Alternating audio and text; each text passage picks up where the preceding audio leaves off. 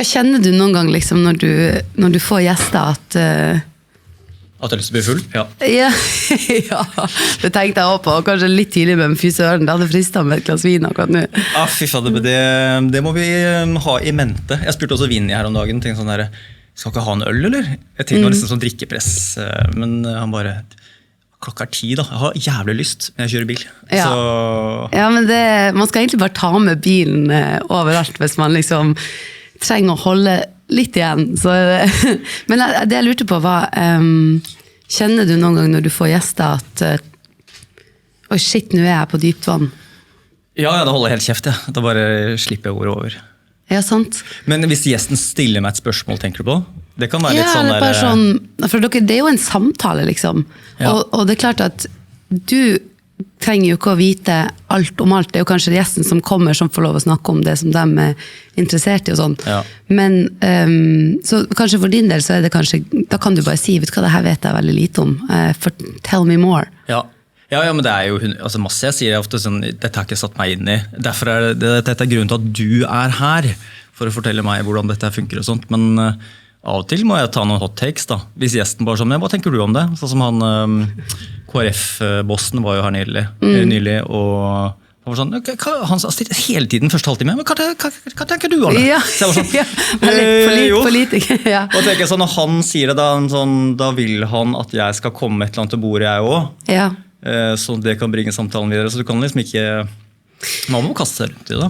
Ja, og så tenker jeg kanskje det er veldig fint da, for at altså, det er jo gjennom samtale føler jeg at man kan lære mye. Altså jeg merker jo ofte at hvis jeg har samtale med folk, så er det jo, så går jeg kanskje inn i samtalen med et synspunkt, eller med en tanke, eller sånn tenke litt sånn på spotten om, hva tenker jeg om det her egentlig? Ja. Og så etter hvert som samtalen går, så får man inn noen gode penger, og så bare, ja, det er nå et poeng, det hadde jeg ikke tenkt på, eller sånn hadde jeg ikke sett det, og så er jo det liksom med på å forme litt hva man tenker om det som man snakker om da.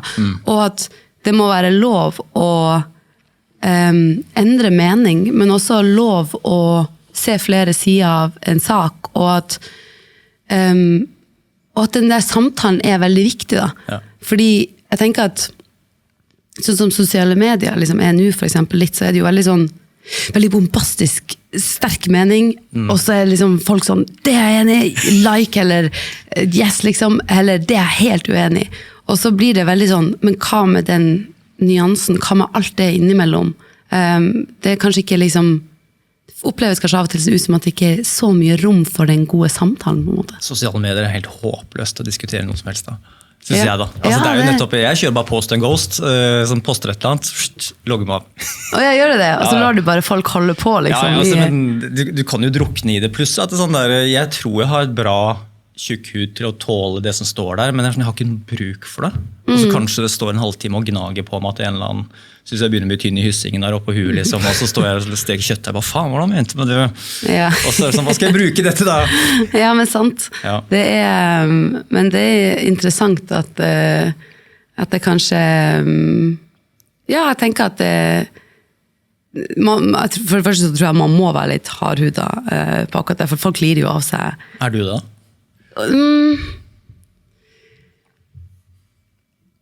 Ja og nei på et vis. Okay, så du har noen sånne soft spots alltid på å si, eller noen sånne ting som kan trigge? Jeg tror at altså som regel så er det jo sånn at kritikk kanskje kan være vanskeligst å få hvis du kjenner litt på det selv, eller hvis du kjenner deg litt igjen i det, eller sånn. Ah, ja.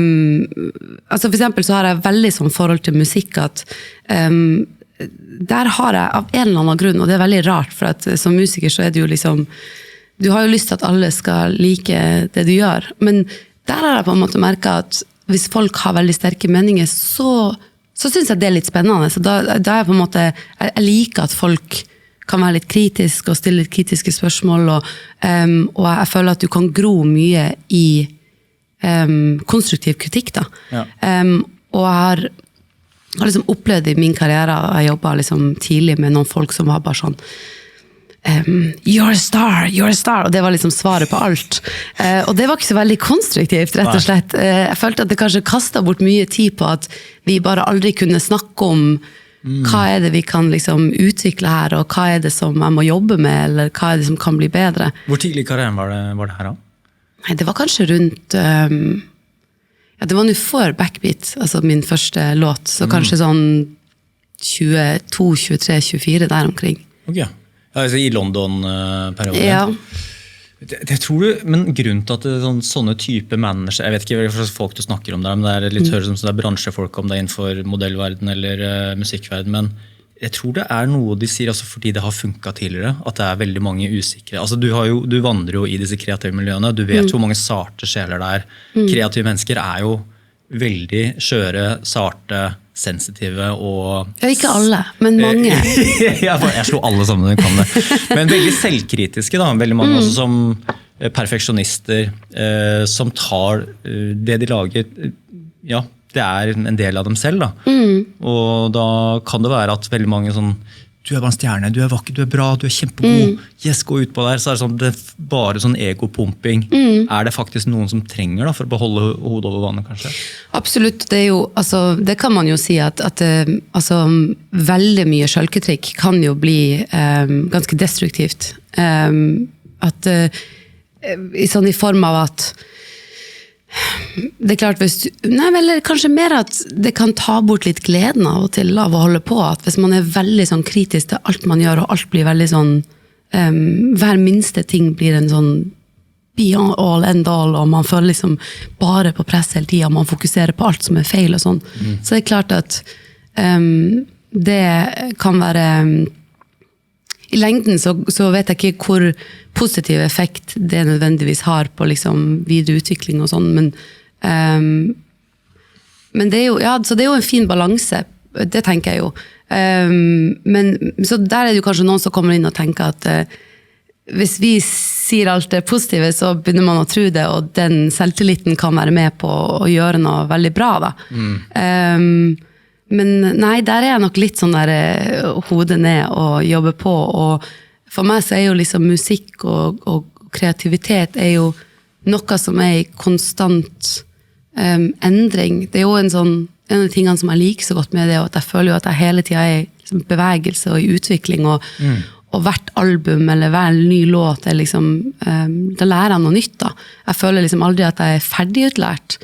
Sånn at det en frykt? Altså det øyeblikket du bare sånn, faen, nå har jeg ikke noe å melde, eller at jeg ferdig utlært, at du stagnerer? Jeg tror at ja, at du ikke har noe å melde, det definitivt en frykt. Ja, det gjelder jo egentlig generelt litt sånn reft det vi snakket om før vi begynte med opptak her nå, at man kjenner mer på det her, at man har lyst å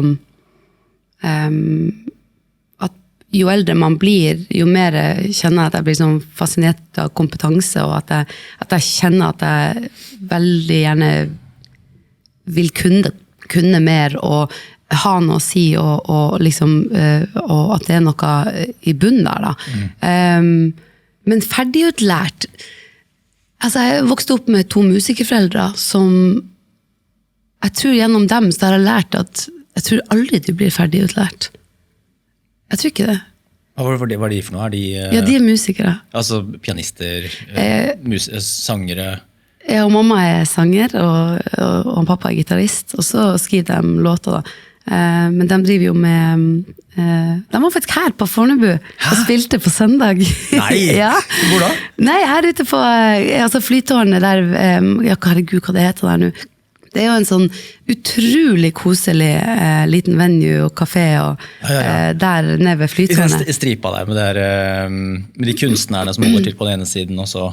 Det ser ut som sånn kjøttbyen i København. Ja, det litt den viben, men jeg skal innrømme at jeg var så sent ute, at jeg fikk liksom ikke med meg noen, jeg fikk med meg flytårnet, og så var det i total desperasjon prøve å finne en plass å parkere bilen, og så var det å springe inn, så jeg fikk liksom ikke analysert området så godt, men det var veldig, veldig koselig. Så de var der og spilte, og driver da med jazz og brasiliansk musikk, som jo utrolig nisje ting å holde på med i Nord-Norge. Ja. Men nå får jeg sånn misjonær-vibes av foreldrene. Har de reist mye? Har de vært verden rundt og liksom bare spilt og reist, eller hva connectionene? Nei, altså de jo, de har hatt vanlige, holdt på å si, jobber, så mamma var jo intensivsykepleier, og pappa var barneskolelærer, men da drev med bibliotek, også blant annet veldig entusiastisk på skolen der da. Og så drev de med, altså det å leve av jazz og brasiliansk musikk, i utgangspunktet nok vanskelig, og så da i Nord-Norge kanskje enda hakket litt vanskeligere. Men de reiste masse når jeg vokste opp. Tror jeg var på min første turné når jeg var 3 måneder. Shit. Ja, og det har vært liksom flere, de var blant annet i 2010, så flyttet jeg en liten periode til Liverpool, og da dro de 3 måneder til Brasil, og ja, utforsket og lærte mer, og ja, rett og slett sånn inspirasjonstur.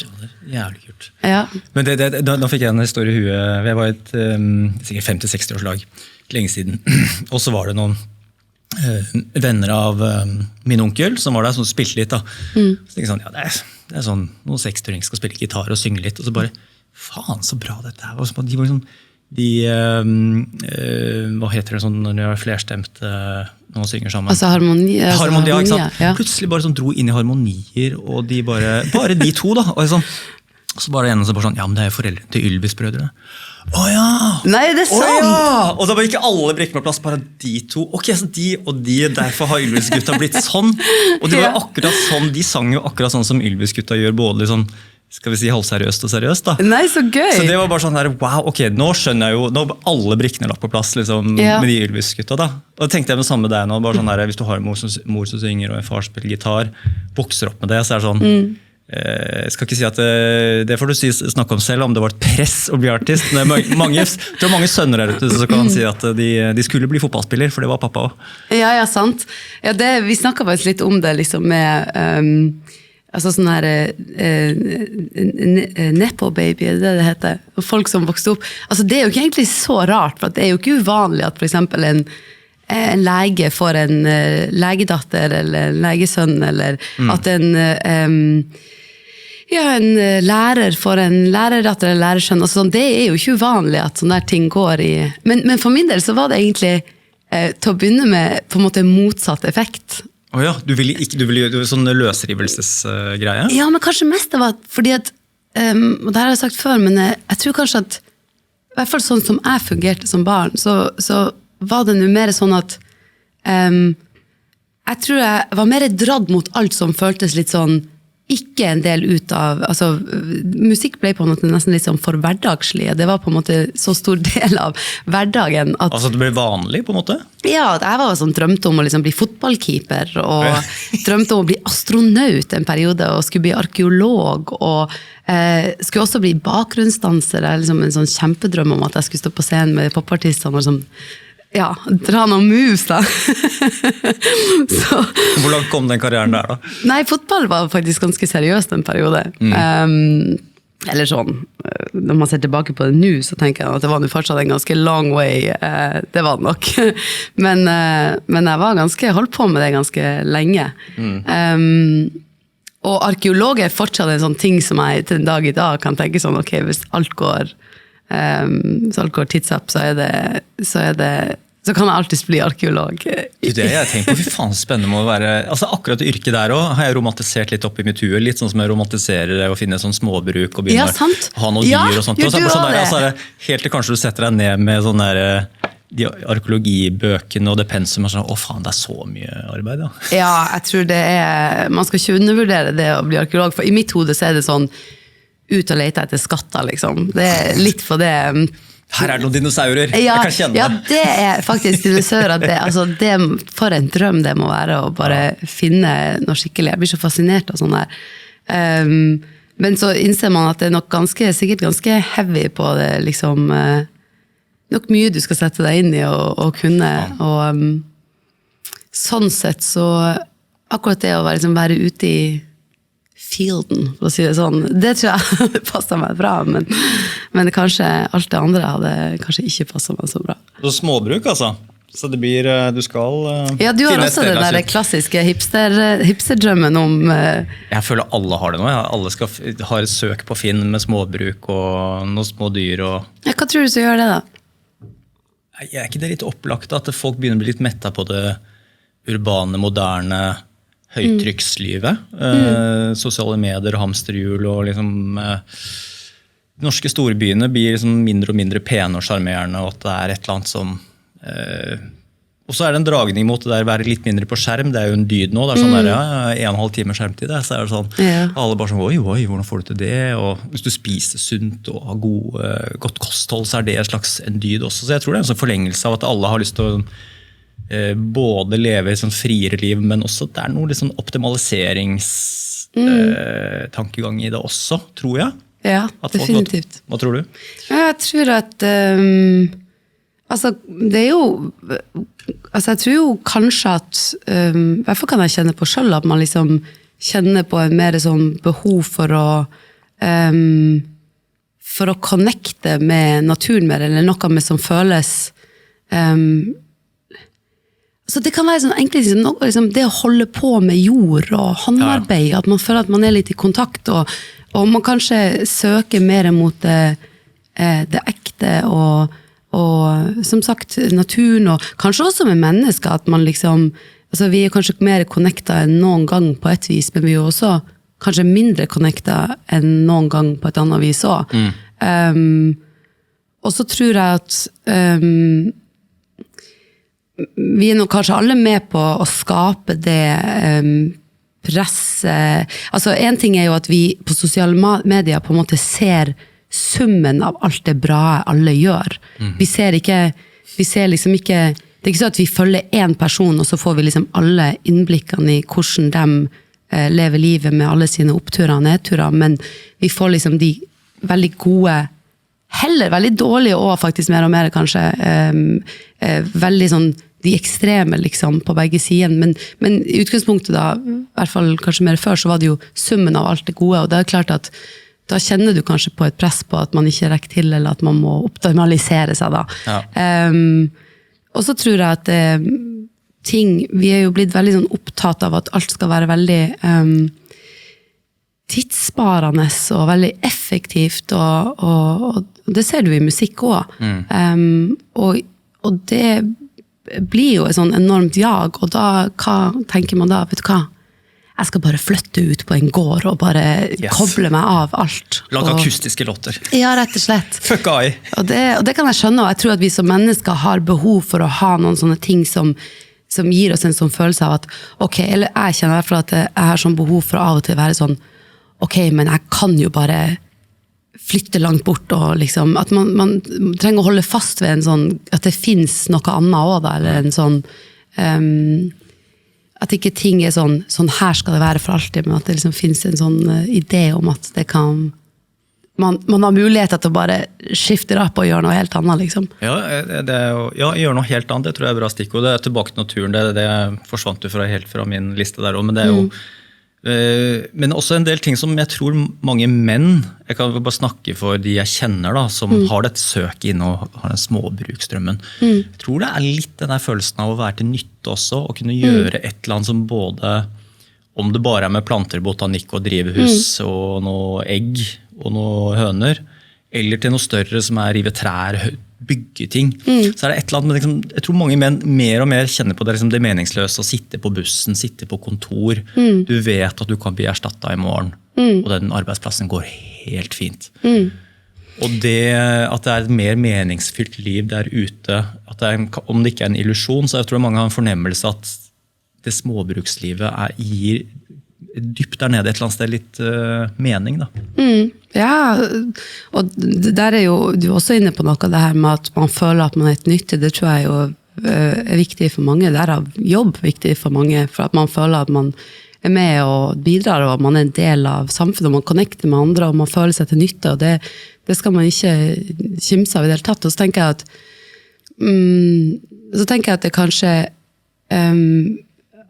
alt på å si, det er jo en positiv ting at et resultat av sånn som vi på en måte har satt opp ting nå, at vi kanskje kjenner en dragning mot det mot å være i kontakt da, med liksom, naturen og det å håndarbeid. Og så. Det er jo sånne ting som er blitt veldig sånn, hva skal man si, neglisjert er det ordet, jeg vet ikke, altså på en måte frowned på nesten, det her med å drive med liksom, håndarbeid, og det med å drive med noen ting veldig sånn håndfast. Og på en måte tenker jeg at det er jo kanskje en positiv ting at vi får en sånn reaksjon, at vi kjenner mer en dragning mot det da. Det blir neste albumet ditt, det er ute på småbruk. Ja.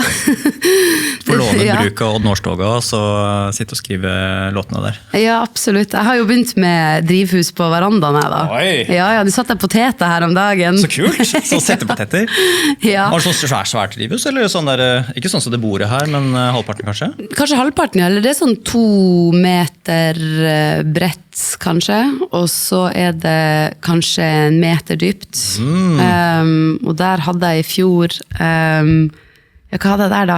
Det var første året i fjor, for nå er det liksom en veranda som jeg kan ha et drivhus på. Det hadde jeg ikke før. Det er et leilighet med... Ja, det er sånn som jeg har. Hva er det? Ja. Har du også drivhus? Jeg satte poteter ute i... Nei! Ja, jeg fikk da mamma et par settepoteter, og så har vi egentlig bare noen busker rundt. Og jeg har satt opp noen bringebærbusker. Så det er bare en sånn platting, men så er det litt noe striper jord, så bare smalt jeg masse poteter rundt, bare for å se om det faenskapen grodde da. Nei, og det kom jo masse søte poteter, så nå skal jeg bare kapre hele det lille jordflekken på samme. Yes, ja, det funker som faen.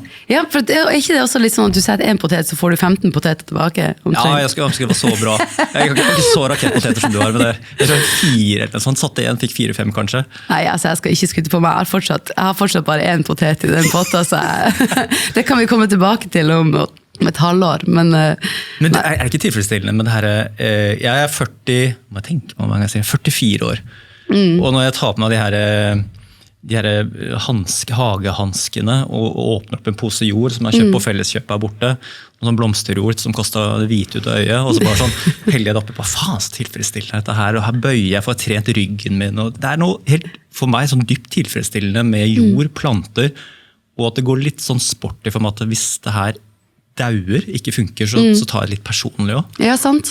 Ja, men hvordan er du med grønne planter og sånn da? Gjelder det her liksom stort sett altså dyrking, altså mat og sånn, eller er det liksom, ville du fått en tilfredsstillelse av å liksom drive med grønne planter og sånn? Ja, jeg har begynt med grønne planter. Det er jeg som har vannansvaret i heimen. Er det sant? Ja, så dama, hun gjør ikke noe der.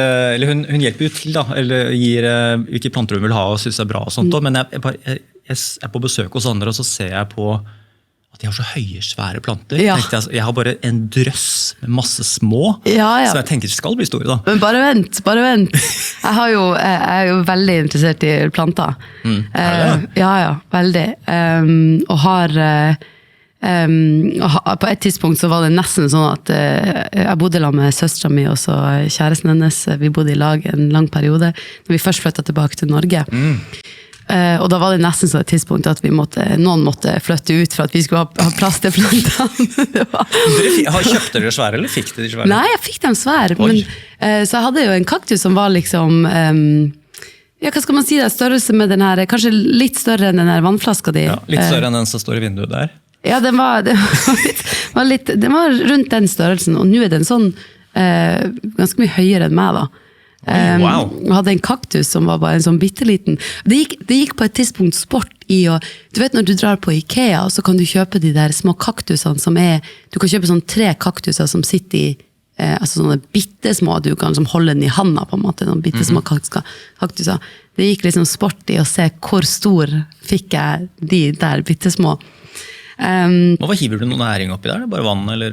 Nei, kaktuser er jo, altså akkurat den er jo litt sånn forgiving, for den er jo nesten sånn at, altså de fleste dreper jo plantene sine med overvanning, ikke, jeg sier det, ja. Det er meg. Ja, det er deg, ja. Jeg er jo så ivrig, vet du. Er du tørst? Jeg er litt tørst. Ja, vær så god. Kaffe. Og man tror at man gjør noe bra, og så er det egentlig helt motsatt effekt. Så kaktuser er jo nesten litt sånn at jo mer du lar dem være, jo bedre har de det. Mens noen av de andre plantene jo skikkelig diva, for å si det rett ut. Liljer, eller hva det heter for noe, jeg har en sånn svær en som bare, den kan bli så deppa den, at den er sånn synlig deppa. Ja. Det er sånn skikkelig drama queen. Ja, men ikke det litt gøy litt vann, og så den der sånn der. Ja, vi snakket om det faktisk i bilen hit, for at jeg snakket med en som jeg kom med, da, som også interessert i planter, og vi snakket om hvordan liksom, det så gøy å se, litt sånn ref drivhus, at du kan vanne en plante som skikkelig henger, og så kommer du tilbake en time senere, og så bare strutter det. Og sånn det jo litt med jeg synes jo det var veldig gøy, jeg reiser jo mye på sommeren, sånn.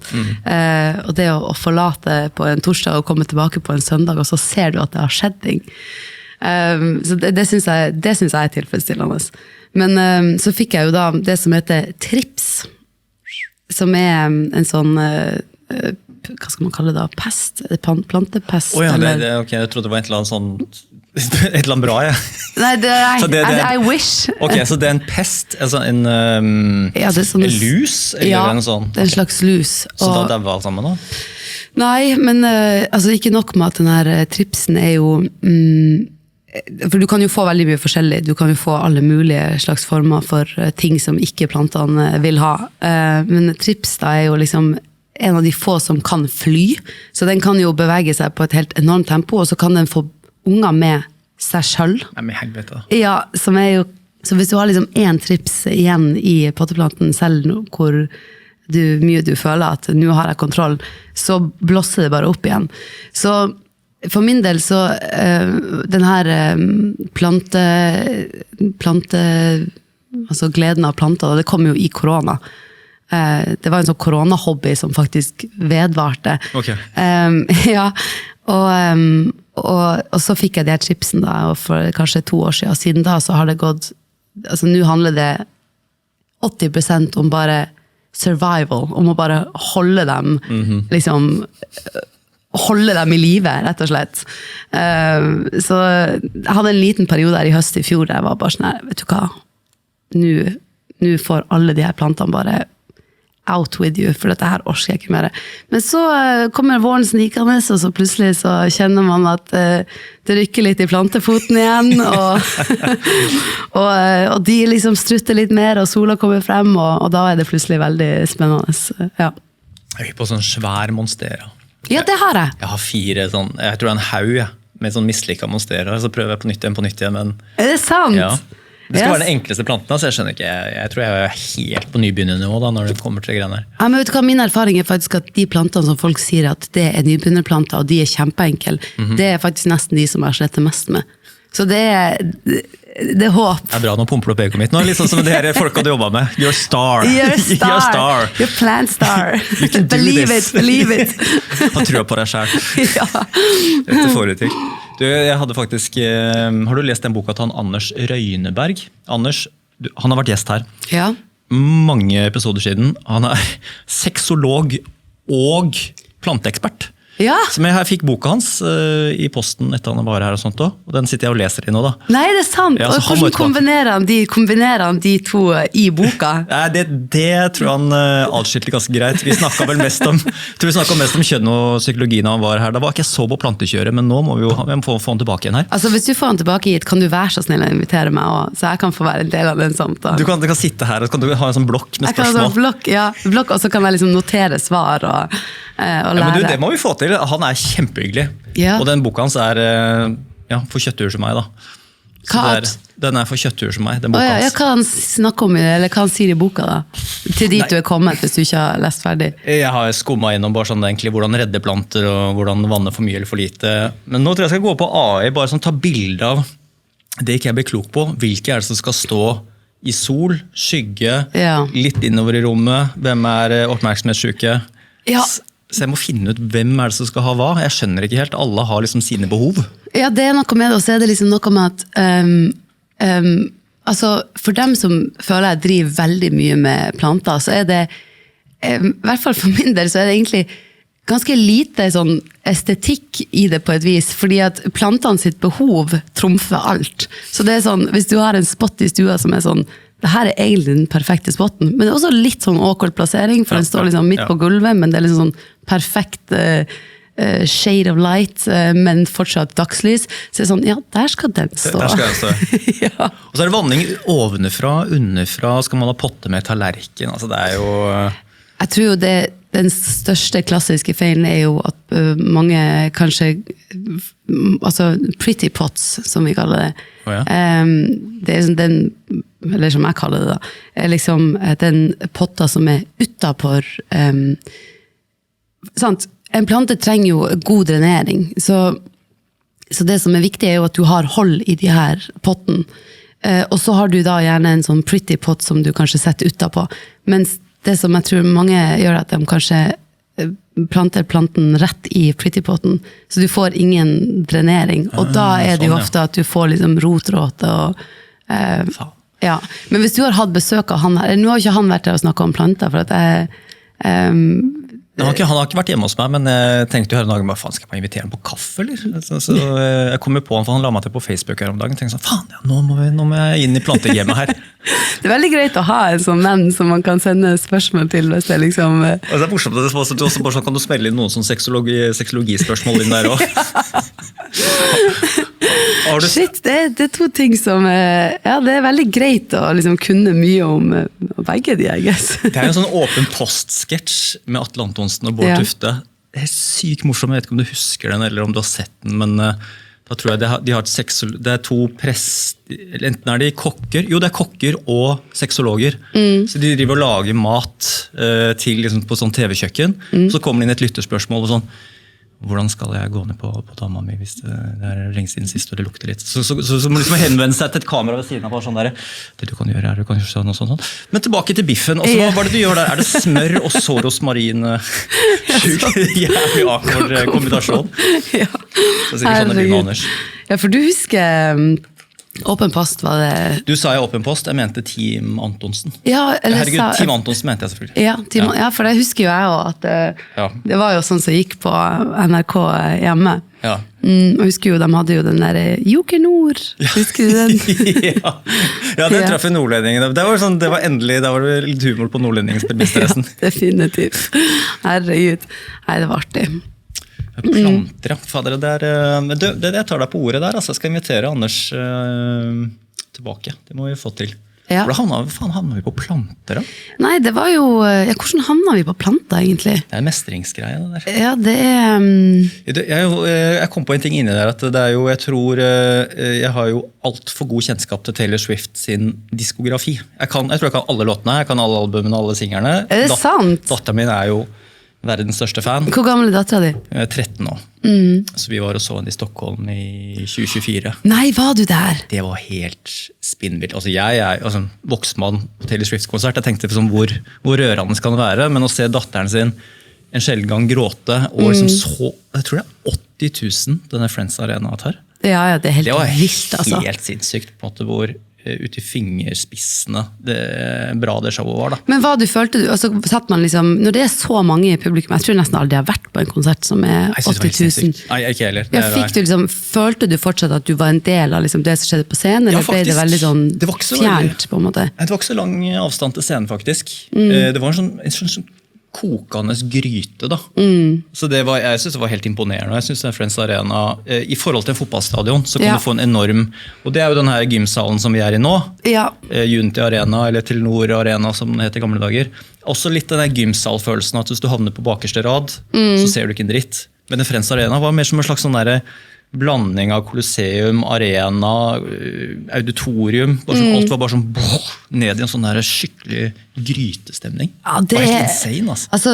Det kan jeg jo si, det jo en egen kunst der å ha, det må jo være å ha konserter for så mye folk. Jeg husker faktisk blant annet at jeg var her og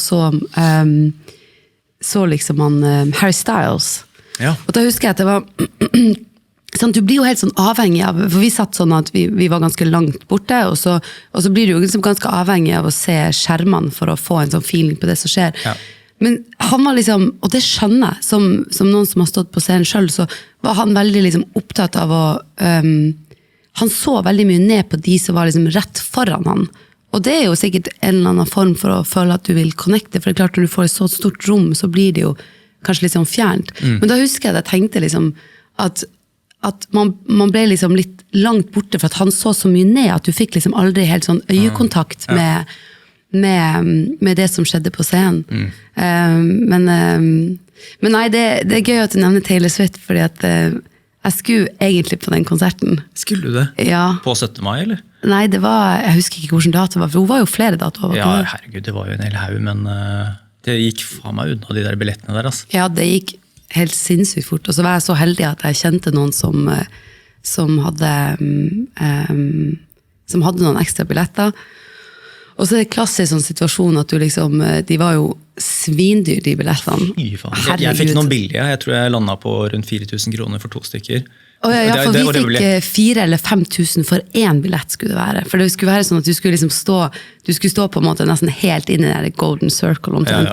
Ja. Som er jo sikkert show, men som også tenkte at jeg er fan, men Nei, men du må jo ha venner i Live Nation. Altså, jeg bare spurte noen i Live Nation, så fikk jeg billetter. Det her var det helt sånn, nei, vi fikk sånn, her er det så stor pågang at her er det liksom ikke, det er ikke sjans på en måte. Det er bare å glemme. Så nei, og da bestemte jeg meg da liksom i siste liten for at nei, vet du hva, det blir for heftig, skal man liksom reise dit, og så skal man liksom bo på hotell, og så skal man, så tenkte jeg, herregud, det blir jo til å bli en, altså det blir jo en, ja, det er jeg så fan, tenkte jeg da. Og så i ettertid så tenkte jeg bare, herregud, der skulle jeg vært. Og det har jeg faktisk opplevd et par ganger med liksom konserter, at jeg husker jeg var på Interrail i 2011.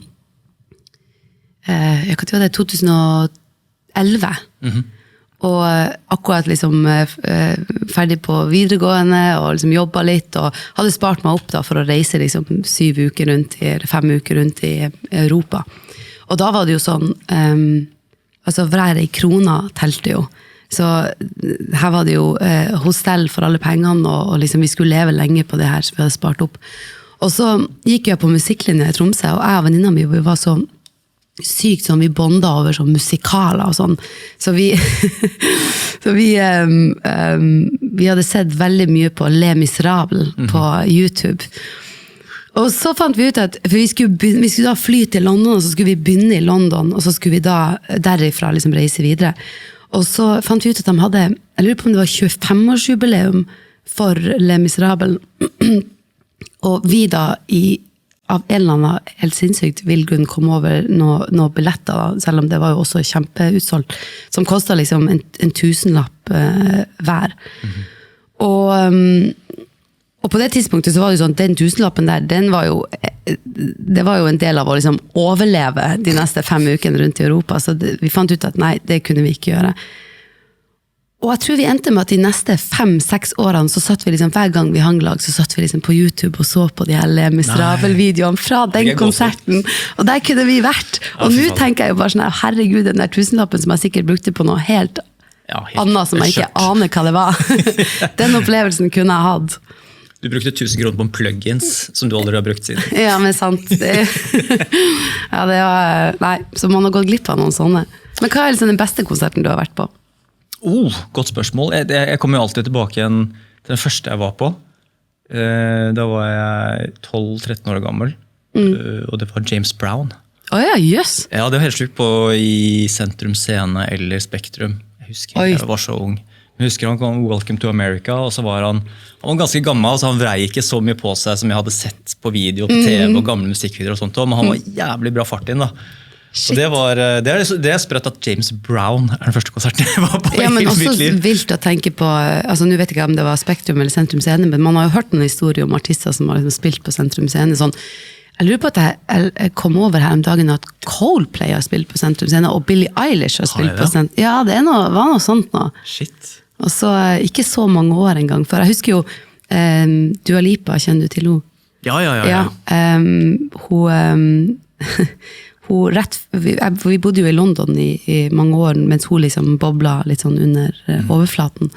Og vi kjente en av de som jobbet i managementet hennes. Og så rett før hun fikk, for jeg tror liksom den låten som tok helt av, eller liksom, det var jo den her New Rules. Ja. Men den var ikke kommet ennå, men hun hadde fortsatt liksom Be The One og noen av de her store låtene som, på en måte, som fortsatt var, liksom, gjorde det bra da. Og så skulle hun spille på Parkteatret. Parkteatret i Oslo, og det jo hva 450 kapp, og det var en sånn her kveld der du fikk billettene for 50 kroner. Og så selvfølgelig igjen, altså jeg jo en mester på å misse konserter, det innser jeg jo nå, men det var sikkert et eller annet, en sånn her type klassisk sånn, nei, skal vi orske? Altså da bodde jeg, typ, det tar meg 2 minutter å gå til Parkteatret. Altså sikkert en sånn typisk kveld, sånn, nei, det har vært en lang dag, skal vi bare liksom i drit i det? Og så gikk det jo kjempekort tid, og så det jo New Rules og hele det, altså, ja, nå det jo New Rules så jævlig distinkt. Det noen sånn der, ofte sånne artister som slår inn med låter som bare har en helt annen greie, før de kanskje begynner å gå inn i litt tryggere mønster. Så den der, New Rules har en slags sånn merkelig offbeat-greie man ikke har hørt før, som en låt som man ikke har lagd igjen siden, og som skiller seg veldig, veldig ut, bare sånn når du nevnte den. Ja, den ble veldig sånn, det ble jo på en måte veldig, det ble jo på en måte starten på det som vi kjenner som nå, og det har jeg tenkt litt på at det liksom, sånn, det kan jo ta tid liksom å finne sin sound, og liksom finne sitt uttrykk, og nå, sant, igjen tilbake til sosiale medier, så det jo veldig sånn, altså jeg tenker på for min egen del, jeg slapp altså med Backbeat, som var min første liksom, låt som kanskje folk kjenner til da. Ja. Den kom jo i 2015, da var jeg 25. Altså da hadde jeg jo allerede spilt og konserter i liksom 10 år før det. Shit. Med hva slags materiale da? Nei, men nettopp. Det var jo det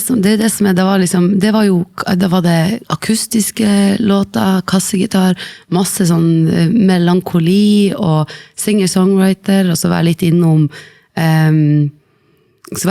mer sånn folk. Det var jo en periode når ukulele kom, du vet, med Hail Soul Sister og Espen Lind, og plutselig så var det liksom ukulele for alle pengene, og skulle begynne å spille ukulele, og fikk det til jul. Så man prøvde jo veldig mye forskjellig, og jeg egentlig ganske glad for at jeg fikk de der 10 årene til å bare liksom bruke tid på å utforske hvem jeg, både liksom musikalsk og visuelt, og hvor jeg kjenner meg hjemme, og hva det, altså den der utforskningsperioden da, som og ikke minst liksom, det vi spilte jo masse, og vi spilte jo der vi fikk spille, om det var liksom på Hurtigruta, eller om det var på en pub i Tromsø, eller om det var som oppvarming, eller sånn, og vi fikk jo mye mengdetrening, liksom. Nå faller brikkene på plass igjen her. Okay. Dette her jo bare et ekko, akkurat det du sa nå, et ekko akkurat det jeg snakket med Stian Blipp om, fordi Ok, la meg bare ta en liten omtur her. Da du ga ut den der Backbeat i 2015, ja. Jeg visste ikke hvem du var, og jeg jobbet jo i P3 og hørte all ny musikk som kom inn, og hadde jo ganske god oversikt over hva som rørte seg der ute. Og da var det sånn, det liksom, tenkte jeg, ok, Dagny, aldri hørt om, aldri vært noe det, liksom, ikke vært på Urørt, liksom, aldri vært noen sted å høre, tenkte sånn, ok, men hun har sikkert en eller annen sånn engelsk ane siden hun holder til der borte, og det var noe, Wombats var jo populære der borte, jeg tenkte sånn, ok, det kanskje en sånn, hun har en engelsk mor, et eller annet, hun sånn halvnorsk, så kan vi trykke henne til oss og si at hun norsk, eller et eller annet, det var det jeg tenkte da. Og så bare sånn, for det hørtes liksom så hun her, liksom, hun synger ikke bare sin første demo inn, og denne blir gitt ut. Dette her en veldig dreven artist, fikk jeg følelsen av. Okay. Og det var morsomt at du nevnte at liksom, det var 10 år med sånn prøving, feiling å gjøre liksom, håndverket fra bunnen der. For det, tilbake til den Stian Blipp-episoden som var her, så var alltid sånn der med Stian Blipp, og første gang jeg møtte han, og så han, så var det sånn, faen for et naturtalent, liksom. Helvete, bare sånn, står på scenen, eier det, alle synes han fet, alt så rolig, og har litt den der glimt i øyet og det showgenet som alle liksom, skulle ønske de bare kunne skru på. Så sier han bare sånn, ja, men jeg har jo sugd i 10 år, liksom. Jeg har gått stått på sånne scener hvor det liksom vært 5-10 stykker og bomba og liksom perfeksjonert og lært og feil, prøve og feil, ikke sant? Og det hele den reisen der som alle bare hopper over, bare sånn, faen, jeg tror det en veldig fin unnskyldning for oss som ser på at du et naturtalent. Du har ikke gjort noe håndverk i bunnen der. For det mye deilig å forholde seg til at du bare sånn, ja, men du er født med det. Ja, det sant. Kan jeg leve med. Og også den der, vi var veldig sånn glad i å liksom, den der breakthrough, at det liksom skjedde over natta, og at det liksom... Ja, det var mye flaks da. Mye flaks. Ja, mye flaks. Og selvfølgelig litt flaks det jo, men altså, det jo på en måte... Vi glad i de gode historiene, og jeg tror at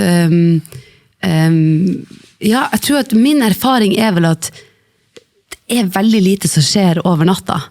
Ja.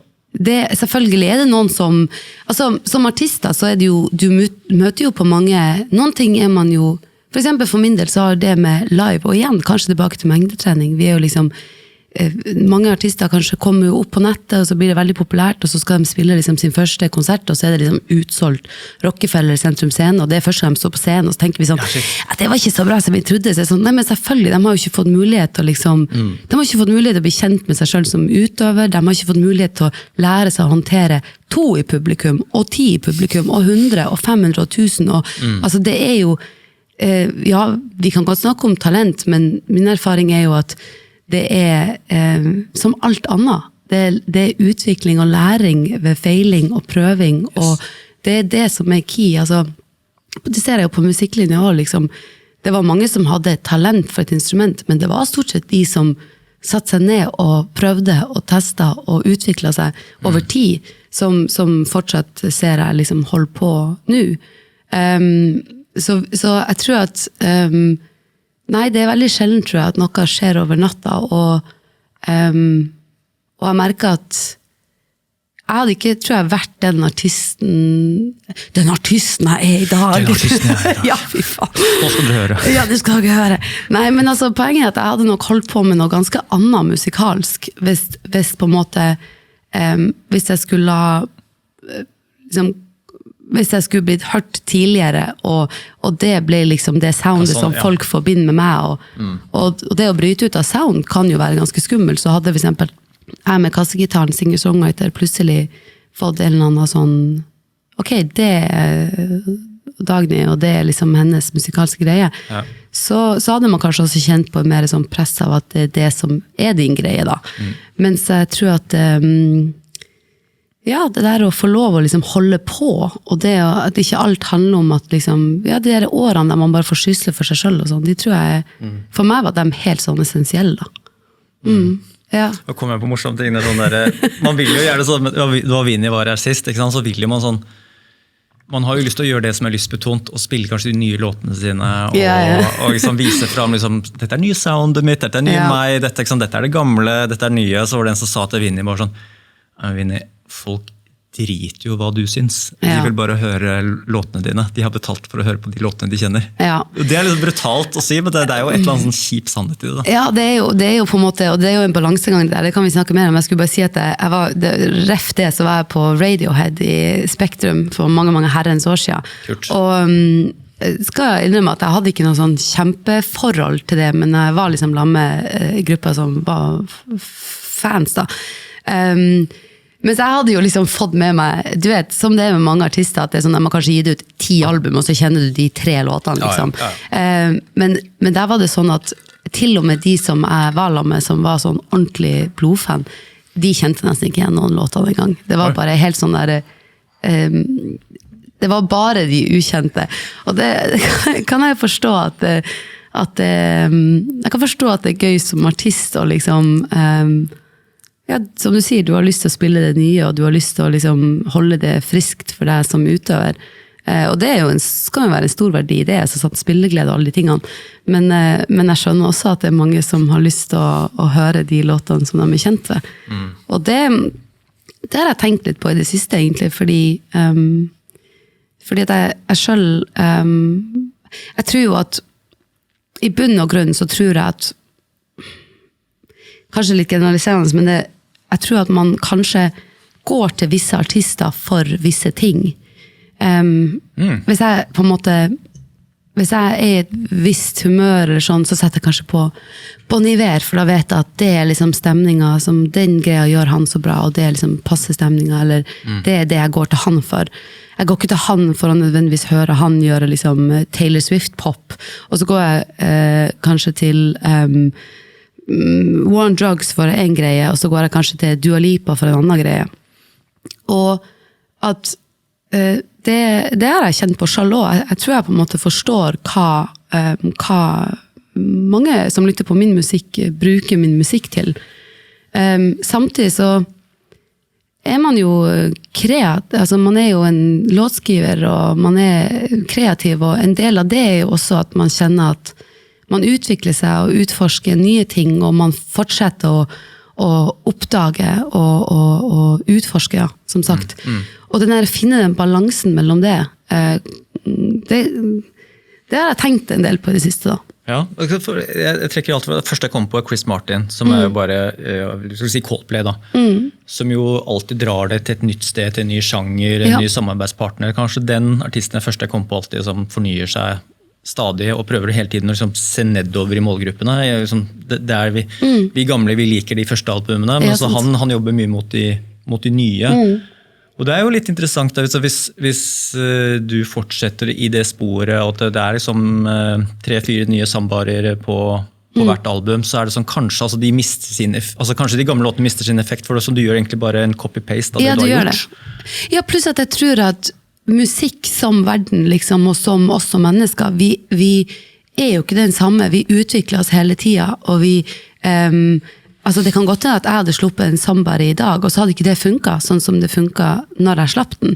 Fordi at verden er kanskje ikke det samme. Kanskje, altså, en ting er jo at musikk går i bølger, og trender går i bølger. Det jeg er ikke så interessert i trender, men det er liksom men jeg tror at det har vi snakket en del om også innenfor liksom, teamet, at man må akseptere at den var det den var, og den låten har jeg jo.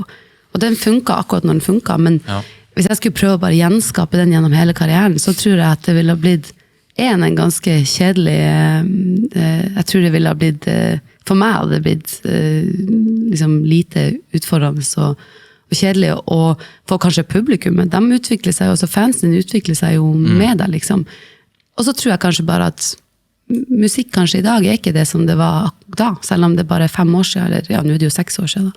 Men hvordan, når du lager nye låter og sånt, og vi kan komme inn på dette hvert, men sånn, hvor mye greier du, det må jo skje noe, og det kan jo bare sånn, det er ganske annerledes, eller det er litt annerledes å lage podcasten i dag i 2016, 2019, det var sånn 200 som hørte på den første episoden, jeg trodde det var noe feil, med statistikken bare sånn, hva faen er det så få? Update, FM, det må være feil, må ringe Julie, her er jo helt på trynet dårlig, men jeg prøver jo, og jeg tror også med hånd på hjertet at hvis de første 20 gjestene som var her, hvis de hadde vært her nå, så hadde de tenkt sånn, ja, det er jo helt det samme som i 2019. Ja. At man hele tiden bare sånn, ok, jeg prøver å gjøre det på samme måte som når det var 100 lyttere, som det er 10 000 lyttere eller 100 000 lyttere. Da. Men det er jo kanskje litt sånn by popular demand, hva forventer lytterne, hva er de forventningene der ute til ditt neste? At det er et visst press, at du har liksom du toppet deg selv hele veien, skal du fortsette å toppe deg selv som idrettsutøver, eller skal du bare gjøre noe helt crazy nytt? Ja, ja, og det er jo å toppe, det er jo også en interessant, for at, hva er å liksom toppe, for at ting kan jo Plasseskapet ser vel på tall sikkert. Ja, selvfølgelig, men alt er jo ikke tall, altså, det er jo et godt eksempel, vi snakket om ja, la oss si for eksempel TikTok da, altså det å for eksempel streame mye og selge billetter, det kan være 2 ganske forskjellige ting. Det å for eksempel skrive en låt som connecter med veldig mange, men som kanskje, eller sånn, ikke connecter, men som kanskje spilles mye, det kan, altså du kan for eksempel ha 10 lyttere som den låten betyr alt for dem, eller du kan ha 100 som har hørt låten, men som ikke har noe forhold til den, skjønner du? Hva er liksom, hva er målestokken på et vis? Og vi har jo liksom sett gang på gang at for eksempel noen som har en kjempestor låt som blir veldig populær, på la oss si for eksempel TikTok da, det betyr nødvendigvis ikke at den artisten for eksempel selger masse billetter, mens jeg har opplevd liksom, jeg bodde i London, flere sånn indie-prosjekter som kanskje ikke streamer, det er ingen låter som streamer mer enn, la oss si, 5 millioner ganger da, men de selger 2000 billetter hver gang de spiller i London. Sånn at man kan jo, jeg tenker ikke sånn mye nødvendigvis på liksom å toppe, men mer på at man kanskje kanskje forskjellige albumene har hver sine liksom, effekter, kanskje de har forskjellige hensikter da. Og igjen så litt tilbake til det med, skal man holde på i en lang karriere, så er det jo til og med Bruce Springsteen, liksom, masse album, masse låter. Kanskje hvis han går og spiller, la oss si han har sluppet, jeg vet ikke hvor mange låter han har sluppet, la oss si han har sluppet 200 låter. I have no idea. 20 000 sikkert. Ja, sant, 2000 låter. Når han ute og spiller, så spiller han kanskje 30 av de låtene. Og kanskje jeg kjenner 3 av de låtene, mens noen andre kjenner 1000 av de låtene. Altså det er jo fortsatt, man skal jo holde på lenge, tenker jeg, og hvert album skal få lov å liksom ha sitt eget liv. Og jeg tror at hvis jeg skulle liksom fokusere bare på å liksom jage for eksempel tall da. Altså ingen vet jo, jeg vet ikke hva folk connecter med. Altså jeg kan ikke, når jeg sitter i studio så kan ikke jeg si at det her kommer til folk til å connecte med, eller det her jeg må på en måte bare tørre å stole på min magefølelse og tenke at jeg lager noen ting som i hvert fall jeg connecter med, og kanskje på den måten så er det kanskje noen andre som connecter også, men det har på en måte vist seg at det er veldig vanskelig å vite hva som connecter og ikke.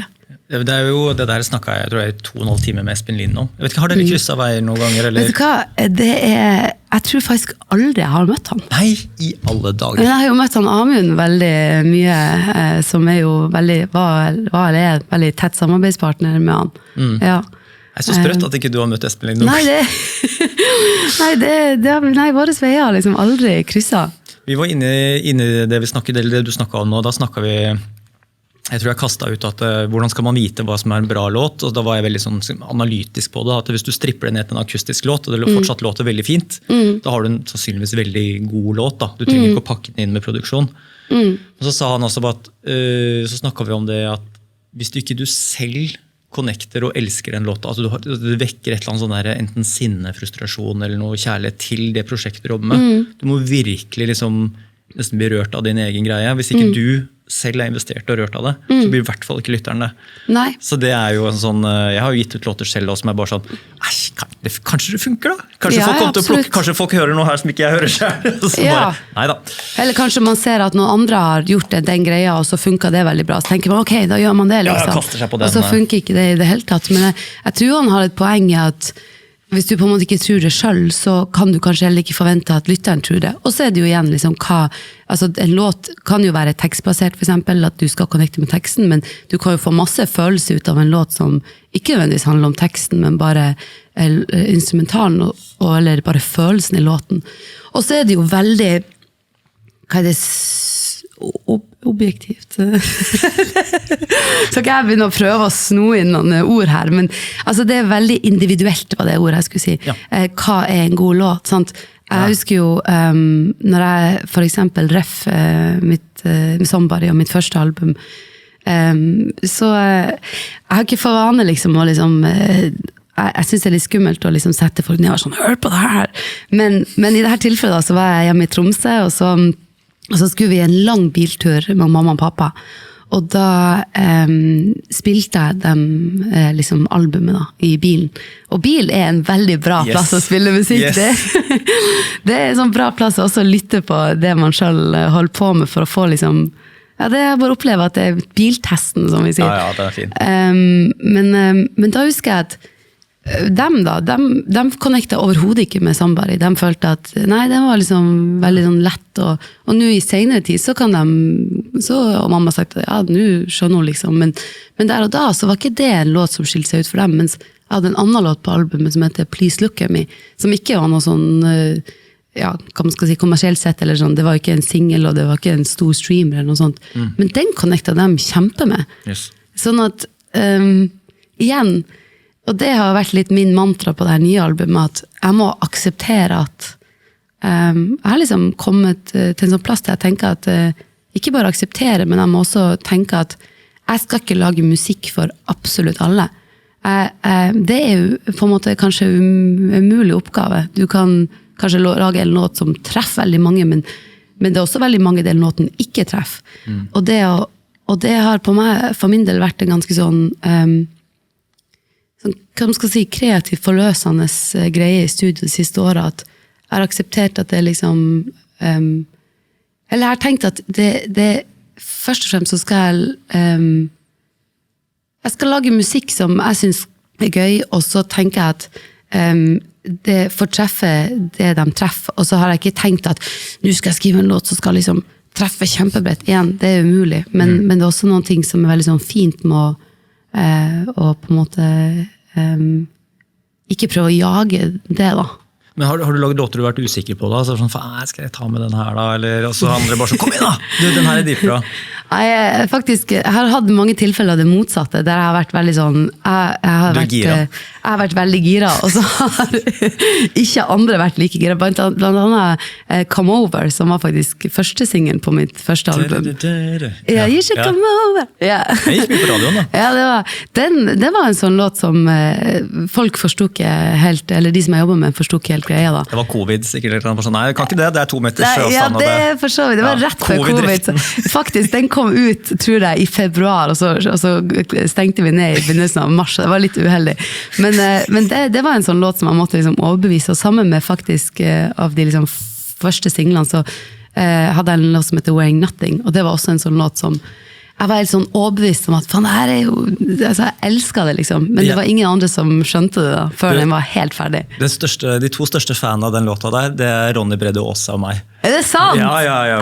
Vi har jo hatt sånn sommershow på P3, vi lagde et program hvor vi spilte våre sommerfavoritter da. Ja. Det var med hvert år. Er det sant? Ja, men det har jo en sånn fantastisk sommervibe, og så er det, jeg vet ikke, så er vi litt sånn der, når du vet jo det, vi snakket om nerding før vi gikk på her, hvis det er noe musikk som ikke sånn alle liker, men som er jævlig bra, og som du kanskje har oppdaget litt før andre, eller som du kanskje har på en liste som er sånn, så du kan liksom se på den her.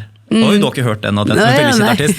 Så man smykker seg litt med liksom bra låter som kanskje ikke er for populære også. Og det var den låta der, som hvis Ronny hører på nå, han kan skrive under på det der, garantert.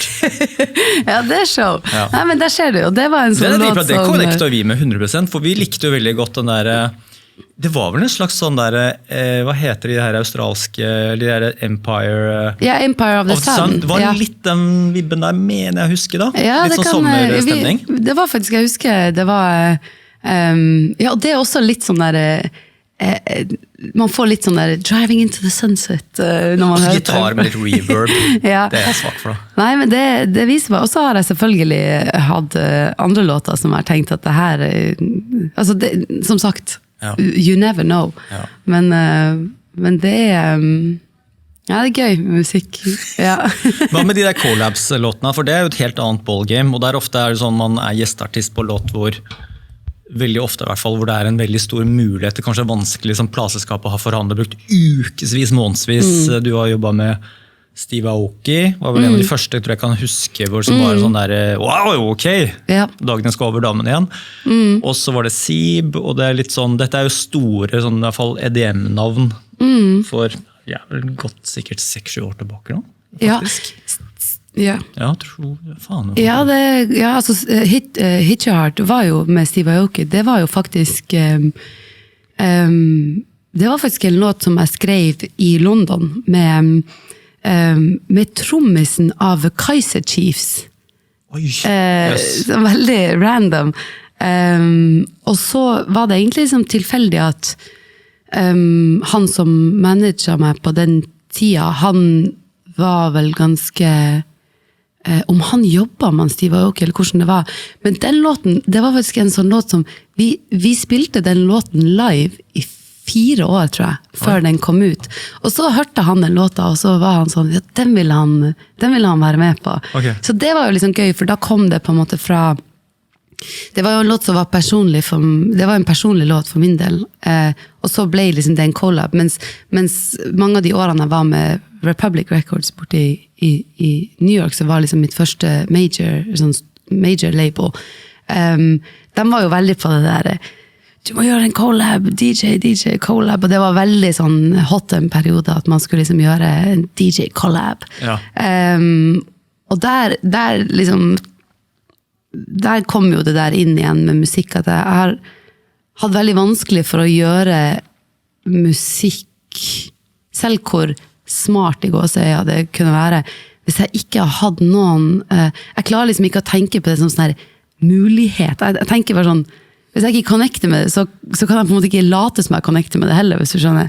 Så det var litt, der havnet vi litt i sånn, vi var veldig uenige om det da, for de ville gjerne at jeg bare skulle synge på masse DJ-records, mens jeg var sånn... Og i plasseskapet? Ja, mens jeg var veldig sånn, nei, det føles ikke rett, og da vil jeg ikke gjøre det. Men det der er ganske, det er en ballsy decision da, fordi det er jo fort gjort at liksom når, at det press, og at det så mye som, det så mye oppsider der. Hvis du bare gjør denne her, det kanskje ligger hjertet nært, men det åpner så mange dører. Så det sånn der, det føles nesten ut som å gjøre en slags opptreden for Norgesgruppen når du egentlig ikke har lyst. Ja, det var liksom på en måte, jeg tenker at liksom, det jo fortsatt ok, da så skulle jeg liksom gjøre de tingene der, og så tenker folk sånn, oi, det var jo en spennende stemme, nå skal vi sjekke det ut. Og så kommer de på konsert, og så det overhodet ikke det jeg gjør. Altså, det var kanskje en ballsy decision, men det var veldig sånn, for meg var det bare veldig sånn tydelig at, nei, hvorfor skulle jeg gjøre det? Hva sier det om meg som, altså hvor artisteriet for min del i det da? Men så hadde jo du de her Odd Ones Out, som for eksempel Drink About, som faktisk var en låt som jeg fikk spilt den, tror jeg, ganske tidlig en desember, lurer jeg på om det var, eller midten av desember. Og så var min første, og det har ikke jeg sagt til dem, tror jeg, men min første var sånn, igjen, med hele den historien med plateselskapet, om dem bare syng på det her, bare syng på det her. Så min første tanke var sånn, nei. Hadde hørt på låten sånn sikkert med et halvt øre. Hvem hadde demovokalen da? Det var hun låtskriveren, Sarah Aarons, tror jeg hun heter. Fantastisk stemme hun har, og det kan vi komme tilbake til, fordi det var jo en hel prosess når jeg skulle gjøre vokal, for det var sånn, bare syng litt mer sånn som hun sang den, og det skjønner jeg, for at hun var sånn, hennes versjon hørtes helt fantastisk ut. Men så i hvert fall så bestemte jeg meg for at, nei, jeg skal ikke gjøre det. Og så kom jula, og så hadde jeg spilt denne låten da, Drink About, til søsteren min. Og så hele den jula, så drev hun liksom sang, jeg husker ikke hva hun sang, men og så var jeg sånn, hva det der? Hun bare, jeg vet ikke, hva det for noe? Og så liksom gikk noen dager, så begynte hun igjen og sier, hva det der? Og så til slutt da, så fant vi ut at det var den låten. Og da hadde vi begge den, da hadde vi liksom fått den i kroppen, hvis du skjønner. Så da tenkte jeg, ok, man må kanskje teste da. Og så møtte jeg jo guttene fra SIB, og det var jo, altså, jeg digget dem, og det var så gøy å jobbe med dem, og jeg elsker låten også. Så det ble jo faktisk en veldig positiv greie. Det var morsomt, fordi nå outer jeg kanskje Espen og Simen litt her, men det så mange år siden, så jeg tar sjansen. Visste du at de hadde flere vokalister inne til å gjøre den låta? Ja, jeg vet det. Du visste det? Det var til og med sånn, jeg tror omtrent det var avstemning. Ja. Jeg tror på et tidspunkt så var det sånn, det var omtrent sånn her avstemning på hvem får den her, og jeg tror til og med at de var uenige på et tidspunkt også, om hvem som var, det liksom gått litt sånn der sport i sånn, ja, men jeg sa med en gang at Agne, det var du skulle synge den. Men nei, det var mange inne og sang den, altså. Ja, det fordi jeg spør, fordi jeg var en av de som var med å avstemme der. Nei, det sant! Ja, så det var sånn, Espen, jeg var jo en av de første som spilte den her Mike Postner-remixen på radio. Ibiza, den Ibiza, den sinnssyke, den var de tjent av 5 000 kroner på den. Ja, det var noe helt sånn sinnssykt, jeg viser bare, nei. Men heldigvis gikk det jo bra for gutta senere da. Ja. Til de som lurte på hva vi snakket om nå, så SIB, det var de som slo gjennom med den remixen av I Took a Pill in Ibiza. Ja, originalen, ingen har hørt, det færreste i hvert fall, og så kommer de og bare lager en remix på moro, i gruppe SoundCloud eller et eller annet, og så bare smeller det så inn i helvete. Og det var vel på en måte i Norge det begynte, var det ikke det? Jeg tror Kristine Danke og jeg spilte mye i radioshowene våre, og så fikk vi det inn på spillelistene, og så, men jeg tror, altså den spredde seg egentlig litt seg selv, tror jeg. Sier du det? Så jeg tror den var såpass, for den hadde et eller annet sånn der, noe litt sånn Kygo-ish over seg, det var et sound vi ikke hadde hørt før, som bare hjalp hele låta fram da. Men uansett så hadde jeg hadde god kontakt med Espen i SIB sånn frem og tilbake, og så bare spurte han en tjeneste bare sånn, nå har vi veldig mange forskjellige vokalister på en ny låt her. Så jeg var sånn, ja, jeg får høre 4-5 ganger. Og så sendte jeg tilbake, så sa jeg deg da.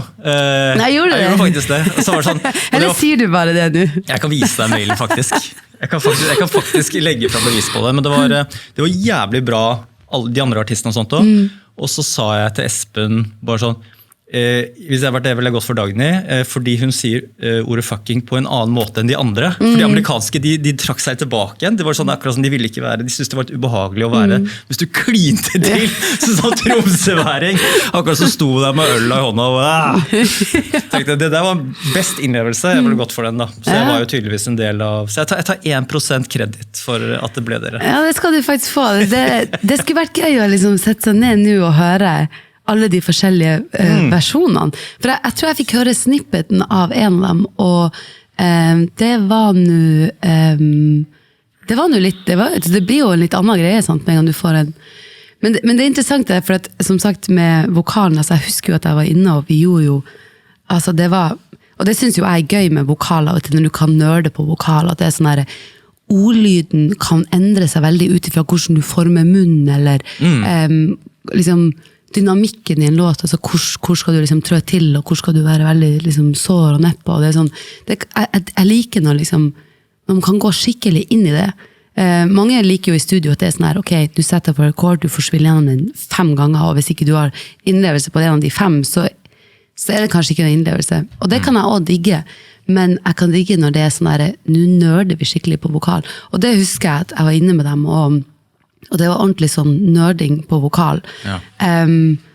Og som sagt, hos Sarah Aarons da, som jeg er ganske sikker på at det het nå, må jeg først tenke meg, jeg tror det er Sarah Aarons, ja. Fantastisk låtskriver, fantastisk vokalist, og hun har da bare ikke lyst, eller hadde på det her tidspunktet bare ikke lyst til å liksom, å være med og gjøre låter. Og det var sånn utrolig sånn utfordrende, for at hun har så sykt bra tone, liksom, og det var som Ida Wroldsen omtrent da. Ja, sånn der at man liksom, uansett hva man gjør, så kan det nesten liksom, det kan liksom ikke helt måle seg, for hun bare, det kommer så naturlig for henne da. Hvis i dette tilfellet så gikk det bra, men jeg husker at jeg hadde den samme, igjen, hun hadde vært inne og skrevet en låt med en annen DJ som jeg noen år senere vurderte. Og da husker jeg at da hadde jeg leid Airbnb på sommeren, vi bodde her i Oslo, jeg bodde egentlig i London, men vi bodde på Sankthanshaugen den sommeren, for vi skulle spille mye i Norge. Og da satt jeg liksom og gjorde vokal, og så sendte jeg av gårde. Nei, det var ikke helt liksom rett.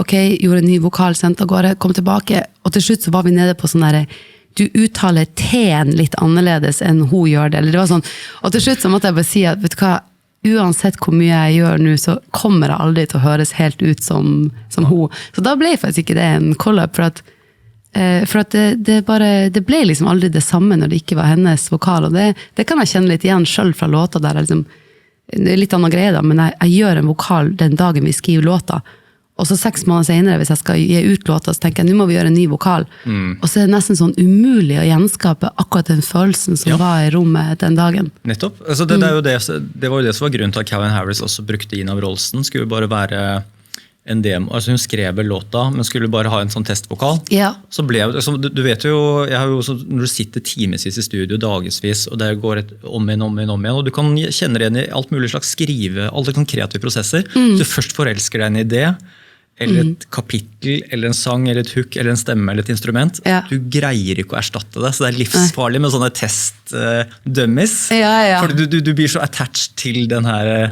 originale ideen, og så jeg tror Calvin Harris, det var jo sånn den der How Deep Is Your Love var det. Ja, for de prøvde jo å finne artister til det, men så det var bare Ina Wroldsen som var.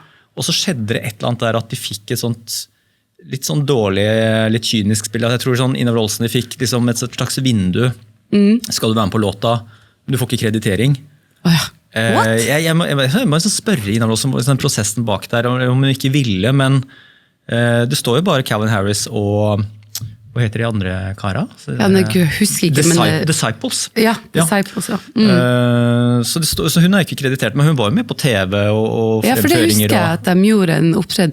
Altså hun høres jo det så fantastisk ut på den låta der, så det var helt rett avgjørelse at det ble hennes vokal som ble værende. Ja.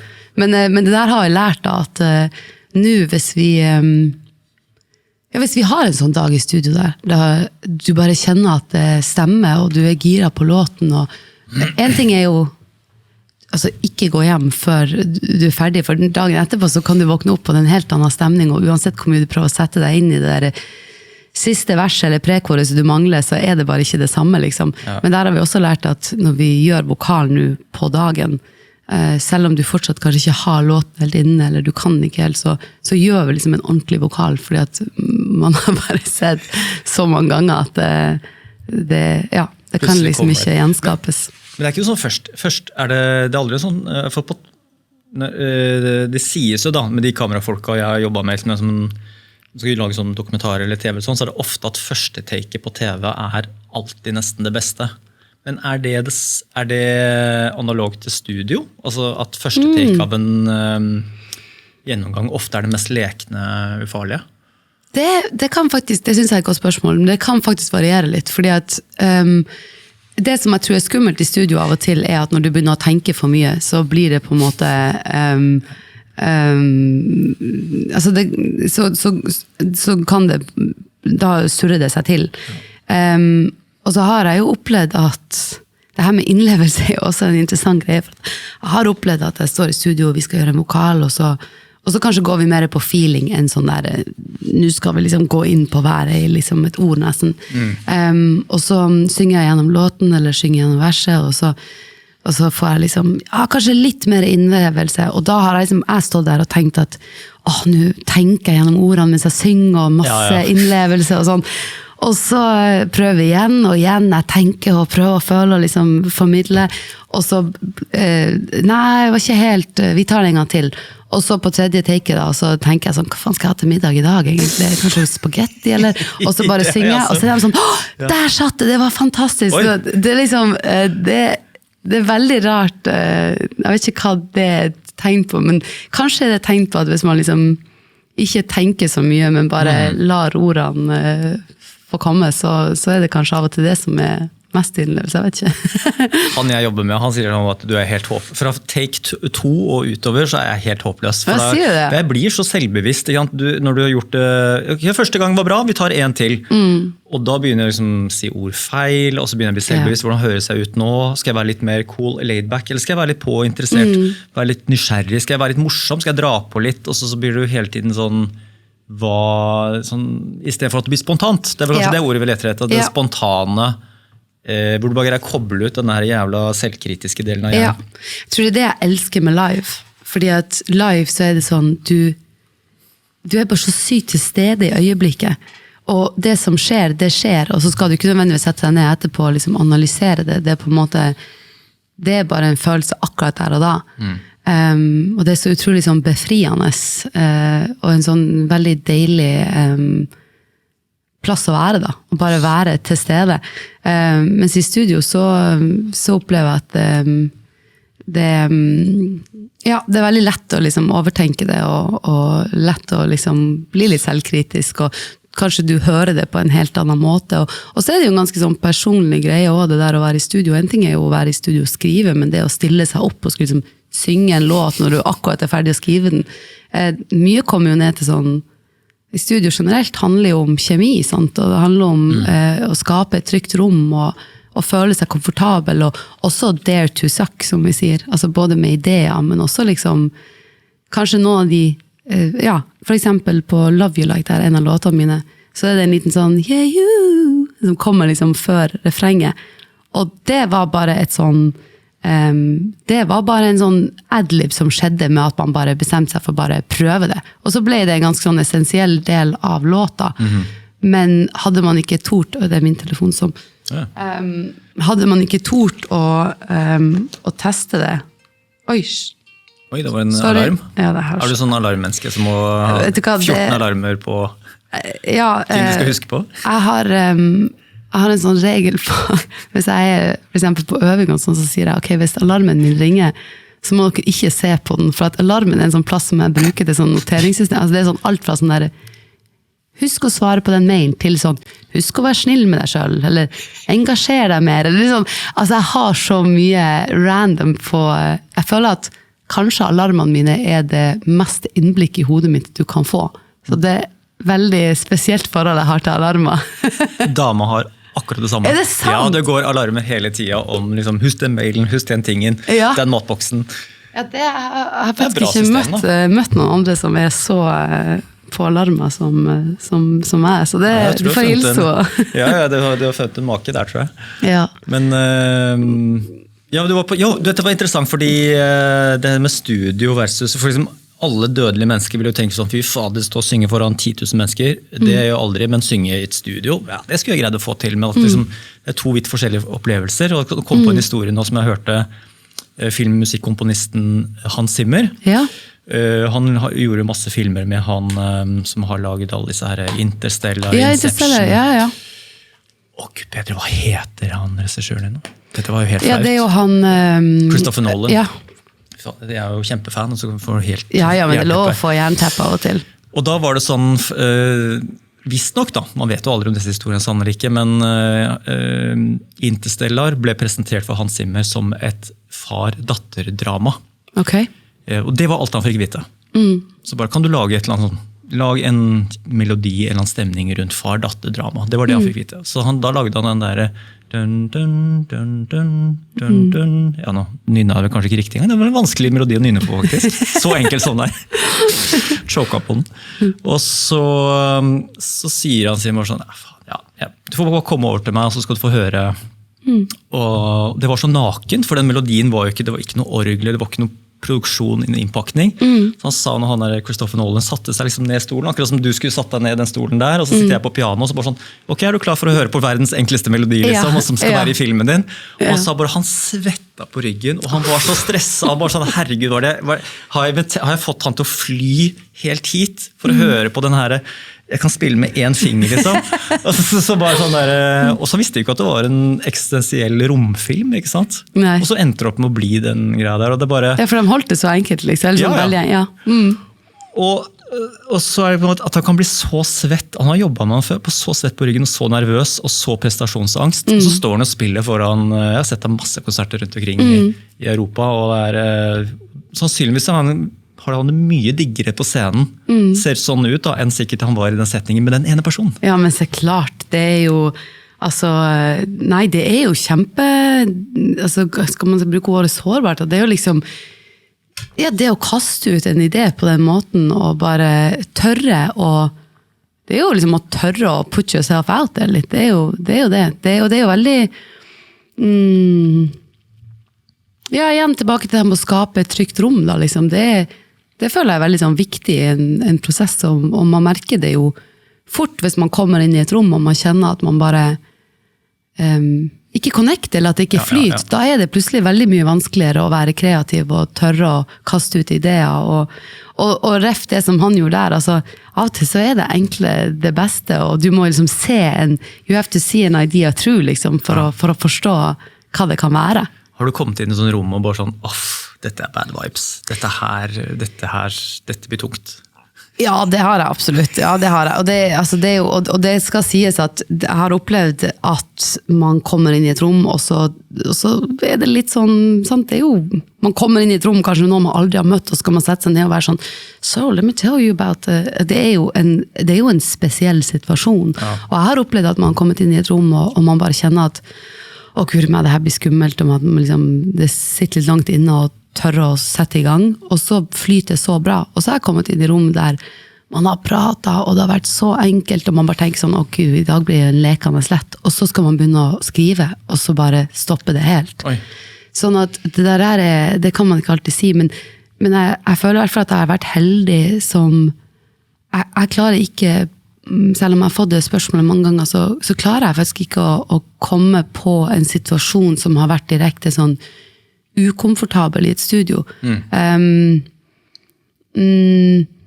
Jeg hadde en gang i session i Los Angeles der vi var på jeg jobbet med 2 produsenter, og så var vi på en måte i gang med en låt, og det gikk veldig bra. Vi var en sånn Cardigans-inspirert sak.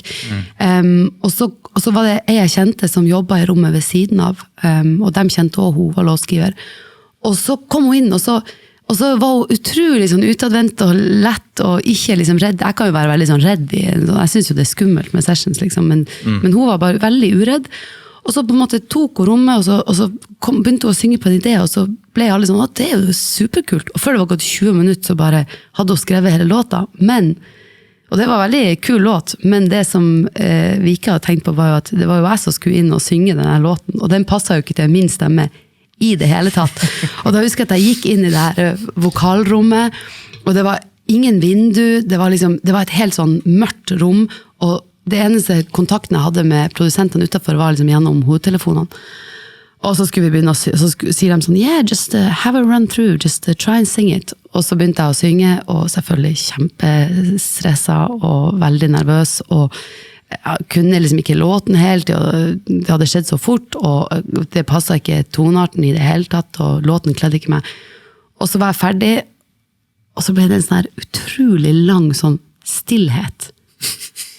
Og jeg stod der og bare liksom kjempestresset, og så hørte jeg bare at de kom på liksom på ørene, så bare sånn, I think we try that one more time. Og så bare, nei!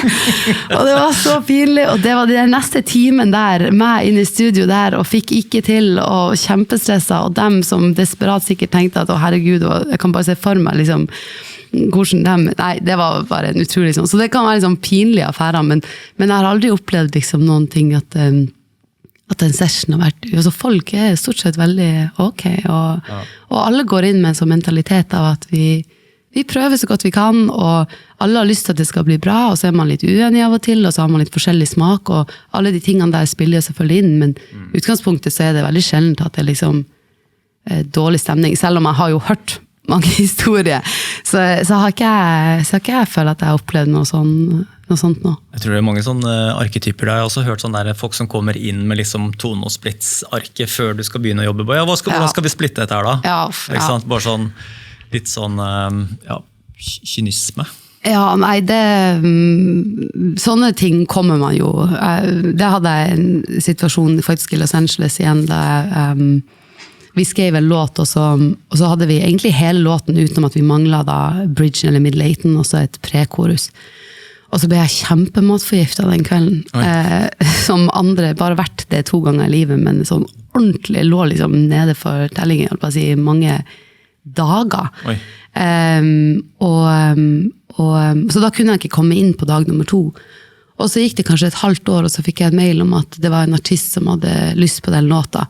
Og så bare en sånn informasjon om at og siden dagen ikke var i session, så får ikke hun noe publishing. Og så bare, hæ? Og så prøvde de prøvde rett og slett å liksom kutte meg ut av låten, men da hadde jeg heldigvis tatt opp jeg hadde jo, for du kaster jo ut masse ideer i rommet, så jeg hadde liksom tatt opp på sånn voice memo at jeg hadde liksom vært del av det og kommet med ideer og sånn, så det gikk helt fint, men det som sagt, det veldig, veldig unntak, føler jeg av regelen. De fleste som går inn i sånn session-situasjon der man møtes for å skrive, liksom innforstått med at noen dager så du kjempekreativ og har masse ideer, av og til så det litt vanskeligere. Noen ganger så har du ingen ideer utenom den ene ideen som kjempeviktig for resten av låta, og alle på en måte innforstått med det, sånn at som regel så sier vi bare at vi får en lik cut.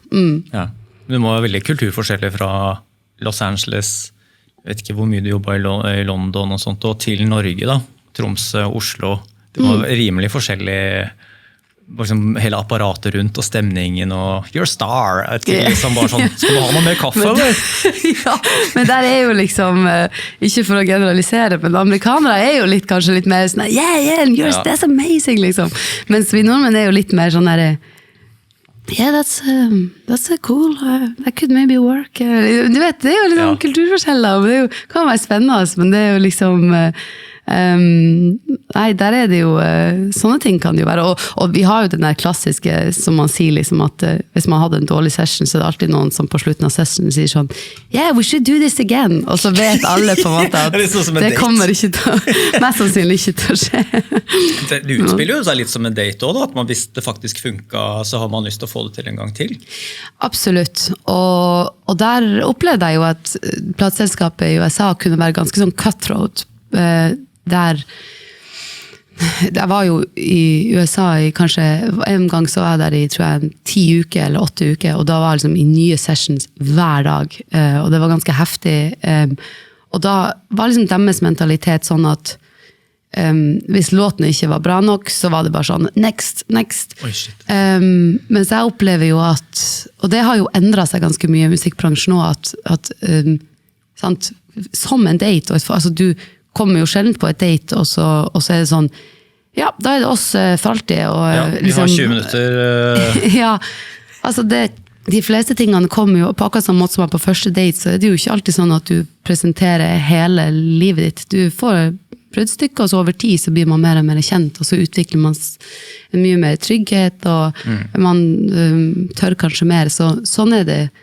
Jeg har nok alltid vært litt mer sånn at hvis jeg går inn med noen, og jeg kjenner at her er det, vi har en kul forståelse, og vi liksom viber på de samme tingene, og sånn, så tenker jeg at selv om det ikke blir verdens beste låt, så var det nok til at jeg gjør det gjerne igjen. Ja. Så man kan sitte med en følelse der, for de som hører på det, at det var kanskje ikke verdens beste låt. Det er noe der, men det ble en ok låt. Ja, og det er, som publisheren min sier, there's a lot of good songs, but very few great ones. Ja. Og sånn kjenner man det jo også. Det er jo veldig mange låter man skriver som har noe, og som er kul. Og så er det en og annen gang der man bare kjenner at alt bare smelter sammen og blir noen ting som allerede der kjenner du at det her betyr noen ting mer da. Sånn er det. Det kommer til kjemi og sånt, og jeg har jo ikke jeg har aldri vært sånn type musiker, jeg bare sitter og mekka beats med Markus Neby, holdt på å si. Men jeg var jo på besøk 2-3 ganger hos våre felles venner Kato og Kent, også kjent som Donkey Boy, og der har jeg altså litt morsom historie, bare sånn fordi... Tror du det er mulig å dra derifra uten en morsom historie? Ja, altså det er jo faen meg digresjon i huet og ræva, men vi må komme tilbake til Donkey Boy, artistnavnet, kanskje det sjukeste artistnavnet å finne på ever, men uansett da, Kato og Kent, skal vi si frontfigurene i prosjektet og kjent gjennom Donkey Boy, også Rat City er jo deres prosjekt. Fy faen for noen hyggelige, jordnære, og ikke minst sånn flink med folk da. Ja. Og sånn der, og de har et studio på et loft, og så har de gamingkjeller, så alltid omvisning i huset først og sånn. Og så er det sånn, men det er som du sier til Dagny når vi er her og bare lager låter, vi må kle oss naken og tørre å drite oss ut. Ja, men det er, altså, der har jo også, altså, han Kato da, spesielt, han har skjønt hvordan man skal break the ice, han har jo, altså, han har jo en sånn klassisk, han har en sånn kjempeskummel maske, som hvis du er så uheldig at du må på toalett i løpet av session, så kan jeg nesten garantere at i det du kommer opp trappa, så er det liksom, så kommer han hoppende ut av hjørnet med denne maska. Og jeg har jo vært der nok nå til å skjønne at nå kommer snart maska, liksom. Men det gjør han med folk som akkurat er kommet inn, liksom, og møttes for 20 minutter siden, og så hopper han frem med den her maska. og så har han en, og det her, jeg vet ikke, han har en sånn, jeg vet ikke om jeg skal fortelle det, det blir kanskje veldig internt, men han har en sånn her gigantisk sånn halvmeters, jeg vet ikke om det er halvmeter, men sånn svær sånn penis, sånn gummipenis, som han da henter ut av og til. Og det er jo, og så en gang så drev vi og tullet med den der da, og den har en sånn sugekopp liksom på baksida. Så han tok den sugekoppen, så festet han den i panna, og så skulle han liksom ta et sånt bilde da. Jeg tok noen bilder av han der, han liksom stod og poserte med den der svære liksom penisen da ut fra panna, og så når han tok den av, så hadde han fått et gigantisk sånn der sugemerke, eller sånn blåmerke i panna, som han da hadde liksom 2-3 uker etterpå. Så han måtte liksom finne på en grunn til hvorfor han hadde det svære merket i panna. Så det er liksom, det er også en del av stemningen i studio. Ja, fy faen, det stemmer det, det er helt glemt. Jeg tror faktisk den dildoen sto smekk på bordet. Det var en sånn fast greie, men jeg fikk ikke masken da jeg var besøk. Jeg fikk bare dildoen. Da har du noe å se frem til. Så da har jeg noe å glede meg til der. Ja, så det er triksene der borte med Kato og Kent da. Ja, men det er liksom, det skal være sagt at det her å bryte isen, hvordan enn man liksom gjør det da, det kan ha ganske mye å si da, for hvordan liksom, altså det å skape et rom der folk føler liksom at det er litt lett og liksom lave skuldre, Det ganske fin måte å komme I gang med å skrive musikk I lag. Har du hørt Donkey Boy etter du har jobbet med det? I 2 runder kanskje? Ja, mange runder, vært der I mange runder, ja. Ja, det slår for meg, da, men jeg skal ikke legge ord I munnen på det, men jeg hører Donkey Boy sin gamle låt på radioen. Hører du litt av dem I dine egne låter? Ja, veldig. Ja. Men og det utrolig, for det der å ha skapt liksom en sound som så da, på en måte, som så dem, altså det var jo, det har jeg også opplevd at folk har nevnt at folk hører enten min eller deres låt og connecter det med hverandre da. Så det jeg har liksom fått lov å låne litt av sounden deres, kan du si. Og de har en helt altså vi kan tulle så mye vi bare vil, og vi kan jo vi har det veldig gøy, vi tuller masse og veldig, har jo tidvis var der ute blant annet på en 2 ukers skrivecamp, bodde på loftet deres I 2 uker og skrev låter hver dag og tok bastu og spiste. Vi har også et sånt spill som vi spiller som heter Werewolf, One Night a Werewolf. Som, det var faktisk, vi ble så gira på det at det var nesten sånn at vi måtte minne oss selv på at vi var der for å skrive musikk. For det var liksom, ok, da kan vi ta 20 minutters pause med Werewolf, let's go! Men det altså, all spøk til side, de klarer å skape jeg føler en helt egen stemning I de låtene de gjør. Det bare så fullt av det veldig sånn, vi lager poplåter og det kan være ganske upbeat greier, men det har bare sånn sterk følelse. En sånn håpefull følelse, eller en veldig sånn sår følelse, samtidig som det veldig oppløftende. Kan du ramse opp noen av låtene bare så folk henger med på hva dere har lagd sammen? Ja, vi har lagd Somebody I lag. Ja. Og så var jo dem inne på Come Over, selv om den skrev jeg ikke med dem, men de var inne og gjorde prod på den, eller co-prod da. Og så har vi gjort Brightsider, og så har vi gjort Story Dream, og så har vi gjort og så har vi gjort herregud, Pretty med Astrid S. Og så har vi gjort noen låter for Red City. Så nei, vi har gjort veldig mye forskjellig. Og gjennomgående jo den her følelsen, da, føler jeg. Ja. Så det ja, det kan gå lange perioder der vi ikke ser hverandre eller skriver, liksom. Og så finner vi på en måte, og så uten at det noe annet enn at vi bare, de holder på med sitt, jeg holder på med mitt, og så finner vi liksom alltid sammen igjen I sånn perioder, og så sett veldig pris på dem. Det jo, Kato har jo gjenfortalt hvordan den Somebody-låta ble til. Det kanskje veldig mange av sin favorittlåt av deg. Han fortalte også at den satt, det var morsomt det med foreldrene ikke catcha det. Han sendte den til Mikkel Eriksen I Stargate, sa han. Og Mikkel Eriksen bare sånn, den der. Den skulle jeg ønske at jeg hadde, eller et eller annet sånt. Han tok det med en gang, liksom, og dette blir en stor steger. Ja. Men var det også bare sånn dere hadde egentlig lyst til å spille brettspill og så bare lagde dere Somebody? Ja, det var jo faktisk en ganske spesiell det var en litt sånn spesiell tid for at jeg hadde akkurat blitt ja, hva skal man si, droppet da, fra plateselskapet, eller vi hadde bestemt oss for å gå forskjellige retninger.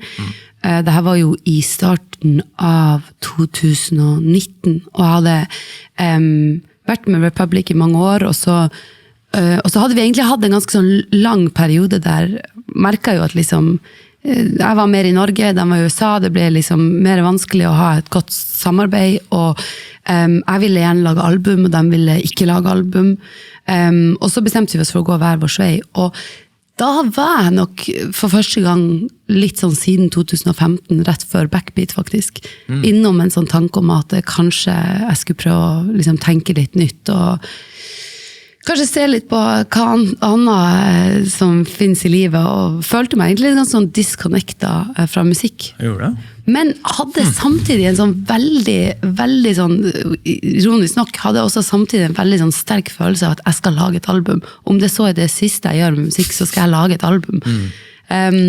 Og så hadde jeg ikke skrevet på lenge, og så hadde vi fått en mail fra dem, kanskje et halvt år tidligere, men da var midt oppe I kaos, og hadde liksom ikke fått komme tilbake til dem. Og så sendte søsteren min mail og sa at ja, Dagny kommer gjerne utover og skriver. Og så har jeg en sånn rar greie at jeg synes det litt skummelt å gå inn med produsenter alene uten å ha en til liksom, låtskriver eller tekstforfatter. Det veldig få produsenter som jeg føler meg liksom sånn trygg nok med å bare gå inn og skrive musikk alene. Sånn at jeg husker jo når jeg satt på toget utover der til Drammen, så tenkte jeg bare, herregud, kan det her toget bare break? Kan vi bare få motorstopp eller et eller annet? Jeg vet ikke. Jeg synes det var så skummelt. Og så kom jeg ut der, og så i kjent Kent og Kato-stil da, og Lasse som også var der da. Det var bare så utrolig sånn lett å være sammen med dem. Jeg kjente med en gang at det var veldig sånn, veldig lugn stemning. Og så hadde de lagd en sånn idé med, de hadde liksom skrevet sånn, de hadde kanskje 20 ideer da, så de sa sånn, det her kan vi lytte igjennom. Og så velger du den som du har lyst til at vi skal prøve å jobbe litt på. Og så spilte de gjennom, og så velte jeg den, og det var den eneste som de hadde kalt Dagny. Sånn at alle de andre hadde liksom helt sånn random navn, men den heter Dagny, så da hadde vi på en måte tenkt litt likt der da. Og så var det ganske kjapt at vi liksom kom opp med melodien, og jeg hoppet på mikken og liksom gjorde litt ideer, og dem veldig sånn snar på å catche, det der var fint liksom. Og så dro jeg hjem og kjente liksom at det her var veldig gøy, og jeg følte meg veldig sånn, ja, jeg merket at det var et eller annet der da. Og så hele neste dag så satt jeg egentlig bare og skrev på tekst, og det var liksom ikke stressende i det hele tatt. Og når jeg kom hjem etter dag nummer 2, da var vi liksom ferdig med demoen, så viste jeg den til søsteren min og Juna, og hun tror jeg i løpet av de neste 24 timene spilte den kanskje 50 ganger. Oi. Altså hun ble helt sånn obsess med den låta. Ja. Hvorfor det? Nei, jeg tror bare den traff hun på et vis, som hun jo litt sånn som meg, at hun har fortsatt det med musikk, at det er masse hun kanskje ikke forstår, eller som hun ikke connecter med, men hvis hun først connecter med det, da blir det helt sånn, da blir det som en sånn nyforelskelse nesten, at du blir helt sånn, du vil bare høre det igjen og igjen og igjen, som er jo en utrolig fin ting. Jeg vet ikke om du har opplevd det liksom med låter.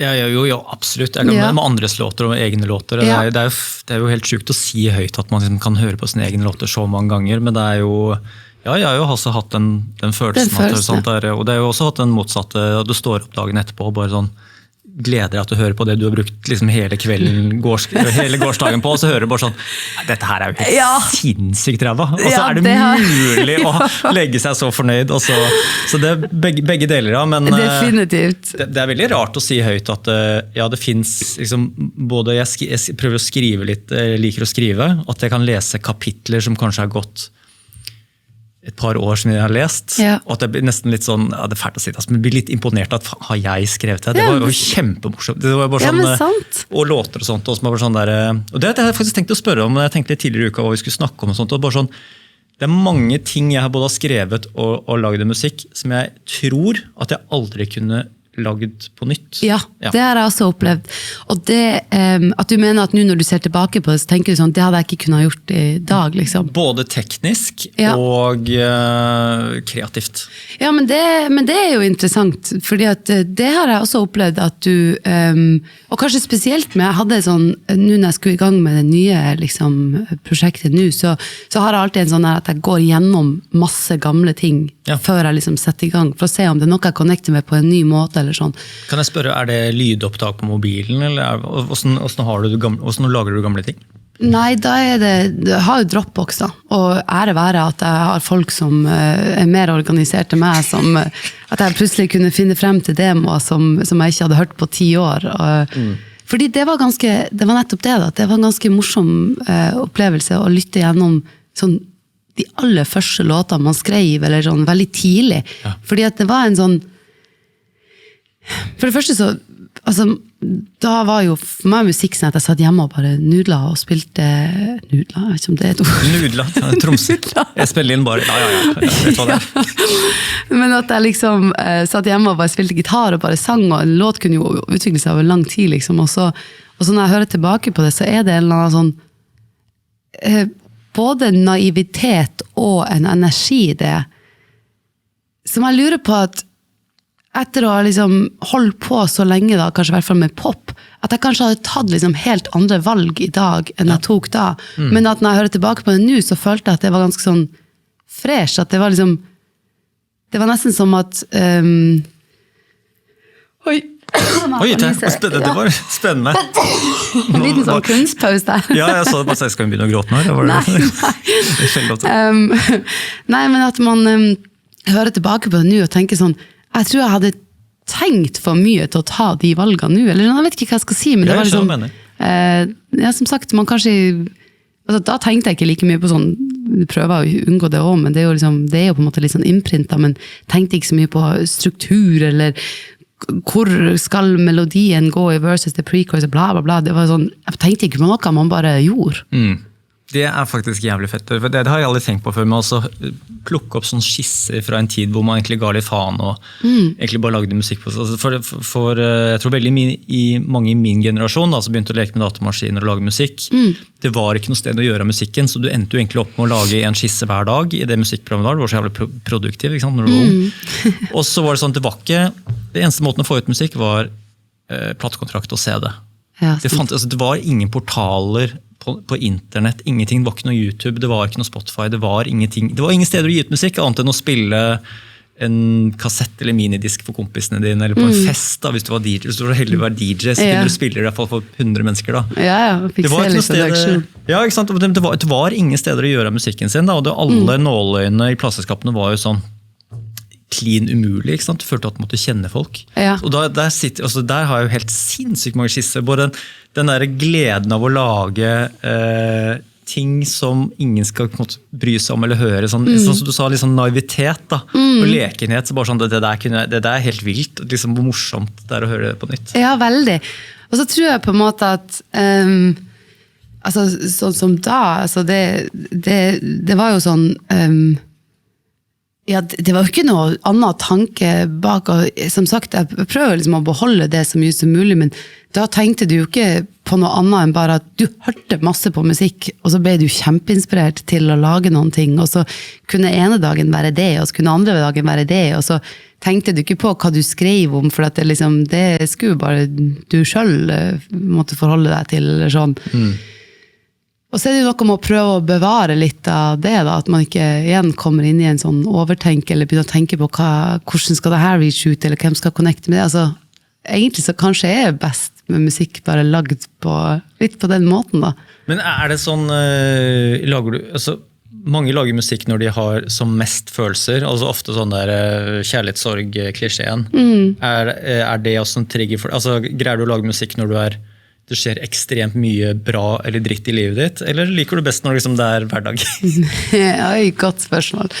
Nei, jeg tror at først og fremst tror jeg at det sånn at jeg tror at jeg trenger tid for å liksom, prosessere ting før jeg klarer å skrive om det.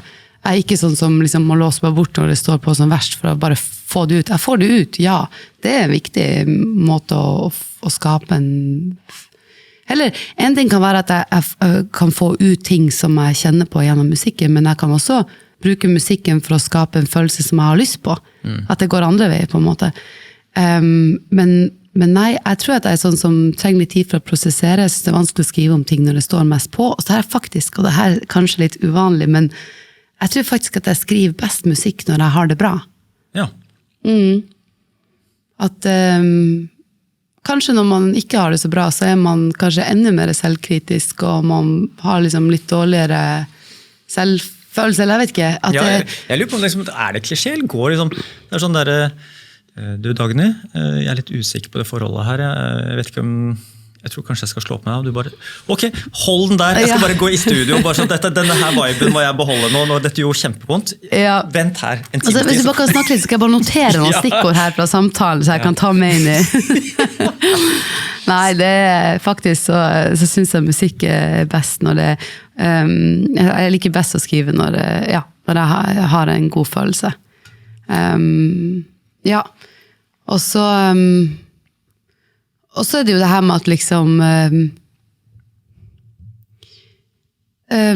en del av å være, jeg synes jo at en del av friheten også å skrive musikk at, og det her jo mange kanskje uenige, for at det må jo komme fra en ekte plass, men for meg musikk også en sånn plass der det lov å utfolde seg litt, og altså tenker på for eksempel mye av den nye musikken jeg kommer med nå, så det sånn, den like mye en sånn det kommer fra en plass, ja, men det kan også like mye være en sånn ting som man har tenkt på, eller ting som man, altså med Dance for Erotica som en ny låt, så snakker jeg liksom om 90s New York og Moulin Rouge og diverse, og så det ikke så at jeg liksom for meg så det på en måte gøy at man kan bruke musikken som en plass som å drømme og utfolde seg og skape en verden som kanskje ikke helt den som du akkurat her og nå. For meg var det like mye det, for eksempel, sant? Man 35 år og kanskje kjenner på sånn her eksistensiell angst. Ja, det noe en ting, og så det liksom, kanskje litt sånn en følelse av at man skal konforme litt, eller at det noen sånne tanker om hvor skal man være når man 35, og hvordan skal man leve livet, og så synes jeg det gøy da, og litt sånn reft det vi snakket om tidligere, at det gøy å tenke at, ja, men vet du hva? Faen, jeg kan jo flytte til New York og bare begynne å klubbe, liksom. Det går også an. Ja. Og at det litt sånn... Gjør du det da fysisk, eller gjør du det gjennom musikken, eller begge deler? Nei, det jo det gøy med musikken, at den kan på en måte være en sånn plass der du skaper det rommet, eller at du liksom... du kan drømme deg bort, eller som Taylor Swift sa det, du som så Taylor Swift-fan. Yes, si det høyt. Hun har jo skrevet masse om kjempepersonlige forhold, og det har selvfølgelig jeg også skrevet masse om liksom heartbreak og forelskelse og sånn. Og så sa hun at når koronaen kom, så plutselig så måtte hun lære seg, eller så måtte hun på en måte skrive historier som bare kom fra hodet, og som bunner i ekte følelser, men som fortsatt har en viss sånn sens av at du skaper, eller en sånn, at det historiefortelling da. At det fungerer i hodet ditt, at det liksom en del av en verden som du har i hodet, og at for henne så var det veldig sånn, det åpnet veldig mye kreativt. For da var det ikke plutselig sånn at, altså at herregud, vi kan jo late som at vi lever rockestjerneliv, men det lange perioder sitter du i studio, det skjer kanskje ikke så mye på privaten, du jobber masse og er ute og spiller, og da tror jeg at det veldig sånn kreativt forløsende å tenke at man også kan skrive om ting som bare som du tenker på, eller drømmer deg bort til, eller det trenger ikke å være sånn, i går skjedde det her, i dag skal jeg skrive en låt om det. Ja. Og så har man jo selvfølgelig et helt liv man kan dra av, som kanskje ting som skjedde for 10 år siden, eller 15 år siden, og det gøy å liksom finne inspirasjon i forskjellige ting. Ja. Eller serier, eller annen musikk, eller samtaler man har hatt, eller sånn. Det er veldig morsomt, for det jo, vi var egentlig inne i Taylor Swift-konserten, for cirka 1,5 time siden. Ja. Og jeg kom jo ikke frem til, jeg tror faktisk poenget mitt med Taylor Swift var at det jo, hun gikk gjennom alle albumene sine, og da har hun gått for alt det her singer-songwriter, gitarene, country-profilen, til å bli pop, idol, litt sånn polert, mye Max Martin, sånne store hits, til liksom den der, nå skal jeg ut bare på hytta i skogen. Jeg vet ikke om dette her om det her Tortured Poet Department, eller hva nå kommer datteren min til å drepe meg med. Eller om det som et album som også heter Into the Woods, eller et eller annet. Det en av de albumene hvor hun går liksom inn i naturen. Ja, folklore, eller? Yes! Ja, folklore. Yes! Faen, du større fan enn meg, der kom det. Der det, og der kan jeg jo et par låter på rams, men der også det den der, til det vi snakket om før det igjen, naturen setter seg liksom, jeg tror hun distanserer seg veldig fra nå har jeg gjort disse tingene, nå trenger jeg å utforske noe nytt, bare sitte på en hytte, og da tror jeg sånn fortalte om den der studieprosessen, at de satt faktisk, nå kommer det til meg her, de leide en hytte med 2 produsenter hun stolte veldig på, hadde jobbet med før, og de satt bare og smakket opp 20 låter, tror jeg, på en hytte over en uke eller 2 tider, eller noe sånt. Shit, det var de produktive, ja. Det ja, kanskje det var lenger også, men de var sånn isolerte seg virkelig da. Ja. Det virker veldig gøy. Det virker veldig sånn der bare å gjøre det uansett hva slags sjanger egentlig du i. Men litt ref det du spurte om da, liksom det her med inspirasjon, og liksom, eller jeg vet ikke om du spurte helt akkurat om det, men det var liksom, ja, hva skriver man musikk? Ja.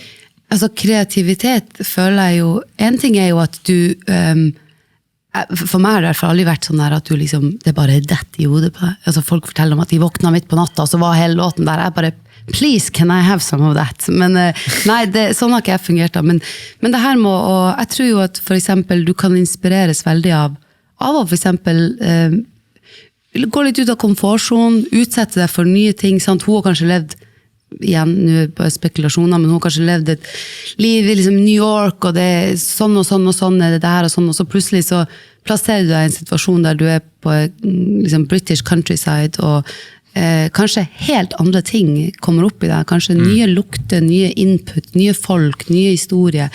At av og til så jeg tror ikke det er sånn at bare for at du er kreativ eller låtskriver, at du liksom er bare sånn, at det er bare sånn, at inspirasjon bare skal komme ut av deg, kreativitet skal bare falle ut av deg til alle tider. Av og til så må man jo liksom jobbe litt, eller prøve noe nytt, eller lære seg noe nytt, eller elske noe annet for å liksom, for å finne tilbake til den inspirasjonen da. Eller for å få nye tanker og nye ting man har lyst til å skrive om. Du sa det, at du får ikke bare sånn, ramler ikke ned i ideer eller et eller annet sånt, men har du drømt, ikke sånn John Lennon eller sånn, eller Paul McCartney var det vel som drømte, men jeg kan ta meg selv først, da så kan du tenke over det, men det er flere ganger, altså jeg har jo drømt, jeg tror det her kan kanskje opp mot 5-6 ganger, hvor jeg har drømt at jeg har vært et helt random sted, og så er det en låt på radioen. Aldri hørt den før. Er det sant? Dette har skjedd mange ganger. Yes! Og jeg har aldri hørt den før. Jeg er bare sånn, ja, dette er nye nummer 1-hiten på radio. Bare sånn, hæ, hvem er det her? Ja. Shit! Og da ligger jeg faktisk og sover, og gjerne har laget en radiohit som egentlig går på, altså for meg da, som høres ut som bare sånn, ja, dette her er jo åpenbart faen så fengende. Ja. Og så våkner du kanskje, hvis du er heldig våkner du da, så er det bare sånn, shit, den husker jeg sikkert i morgen når jeg våkner. Ja, klassisk! Klassisk, bare sånn. Klassisk! Men hva gjør man med den? Skal man stå opp, ha liksom iPhone klar, nynne inn, og så ligger kjæresten og sover der, eller sånn, altså det går jo ikke, men det har skjedd forbausende mange ganger, altså det at jeg drømmer en eller annen melodi, som jeg er helt sikker på, jeg ikke har hørt før, av en artist jeg aldri har hørt om. Det for meg blir sånn der, shit, den der filmen Inception vi var innom, bare hva hjernen er i stand til å konstruere av realisme. Både at jeg er et sted som føles ut som et fysisk sted, ikke sant? Det er tak, det er vegger, det er mennesker der. Og så er det bare en låt på radioen der i tillegg, som bare hjernen min bare har lagd. Ja, det er helt utrolig, og det er jo som du sier, det er jo klassisk at, altså er det nå en gang sånn at du har liksom, at du har opptak på telefon, så er det jo, så kan du jo prøve å synge noe, og så tenker du, det her er så tydelig, det her kommer jeg til å huske, og så neste dag så hører du på det, så er det bare, og så gir det ingen mening. Men det er utrolig man kan jo lure på hvor det kommer ifra, og det er jo, drømmer er jo generelt utrolig fascinerende. Det høres nesten ut som en slags innebygd AI da. Ja. Som vi lager et eller annet rom og en låt som ikke finnes, men som bare er liksom prompta av en eller annen... Ja, har du noen gang klart å liksom fange, har det noen gang skjedd at du har liksom klart å fange nok til at du... Nei. Og så kan du liksom alltid se tilbake og være sånn, at det var en banger, det er jeg helt sikker på at det var banger. Selvfølgelig var det banger, det er jeg helt sikker på. Liksom det har slått meg, men jeg har aldri greid å... Også morsomme drømmer, og tenke at dette her er en bra crazy roman eller filmmanus, men... Jeg vet ikke, det er kanskje også bare det å være i drømmen som bare romantiseres litt, at når du først prøver å sette det ned, så blir det bare helt kaos, altså, så er det kanskje ikke så bra. Nei, det er et godt spørsmål, men jeg tror jo du kan, altså igjen, drømmer er fascinerende, så at noen sier jo for eksempel at de våkner, og så før de liksom er helt våken, så skriver de fort ned. Og så sier de jo sikkert ganske mye om, unnskyld, det sier jo sikkert... Jeg blir på de alarmer. Ja, nå var det bare tull og tøys, det var ikke noe spennende. Men nei, altså det sier jo, jeg tror jo at de her drømmene, de sier jo kanskje noen ting om ting du tenker på, eller ting som opptar deg, selv om det er liksom underbevisst. Så er det jo ganske sånn spennende å prøve å tyde litt hva det kommer fra. Og musikken er jo en ting. Men drømmer generelt, hva er det her rommet, og hva er det her kanskje bildet på av ting du tenker på, eller, jeg vet ikke, jeg synes det er bare utrolig at, man sier jo for eksempel at når drømmen om å miste tenner, Ja, har du ikke drømt det? Drømmen om å miste, eller er det et mareritt? Eller ja, det jo... Om å miste tenner? Ja, jeg sa at det lo, men det har jeg aldri hørt før. Nei, det sant. Nei, det tror jeg en sånn... Det en av de der gjengangerne man kan si at jeg hadde det faktisk her om dagen, så hvis det noen der ute som god på drømmetydning, så sier sikkert det her noe om meg om dagen. Men nei, jeg drømte her om dagen at jeg liksom... Og plutselig så kom tennene ut da. Og det skal jeg mener at jeg har hørt at det skal være et tegn på at du føler at du ikke har helt kontroll, eller at du liksom ikke helt, det litt sånn stress, det jo en stressstrøm da, føler jeg. Ja. Men da synes jeg bare det så fascinerende at vi har noen sånne der, sant? Du kan fly jo også en sånn at du faller, jeg vet ikke, du faller. Ja. Jeg faller i død med vilje, faktisk. Nei, gjør du det? Ja, hvis jeg blir for alvorlig at jeg kjenner at ofte at jeg holder på å dø, blir drept da. Da sier jeg gidder ikke å bli torturert, jeg bare tar livet av meg selv. Shit, så da vet jeg at jeg våkner. Ja, for jeg har den der at jeg har flere ganger drømt at jeg blir skutt, men overlever. Oi. Ja, så det mye Survivor. Ja, det mye greier. Og så den der at du faller da, og så har jeg også drømt mye at jeg faktisk en av de låtene på den nye prosjektet mitt nå handler om det her. Jeg hadde en periode her i høst der jeg drømte veldig sånn frequently at jeg var på toppen av et tårn eller en bygning, og så var det liksom glassvinduer rundt, og så var det alltid en heis, for det her også sånne detaljer som jeg har lært at det har faktisk noe å si i drømmen. Og så plutselig så begynner bygge og tilte, at det begynner å gå over. Og så stopper det der, på en måte. Oi. Og en av de gangene så var det et lite vindu på andre siden av rommet, og da så jeg liksom Manhattan i det fjerne. Det var utrolig rart. Men det var plutselig en sånn der gjenganger da, en periode at jeg hadde en sånn drøm. Og da synes jeg det bare så interessant, for når jeg da googlet det, så det jo veldig mange som sånn ja, den har jeg også hatt, men var det glassvindu der du var, eller var det liksom heis, og så kommer sånne her detaljer inn. Og da synes jeg bare det er så spesielt at vi kan leve liksom helt forskjellige liv, eller komme fra helt forskjellige ting, forskjellige kulturer, altså hva det heter, forskjellige ting da, som livet man lever. Men så det noen sånn gjengangere i drømmen, som...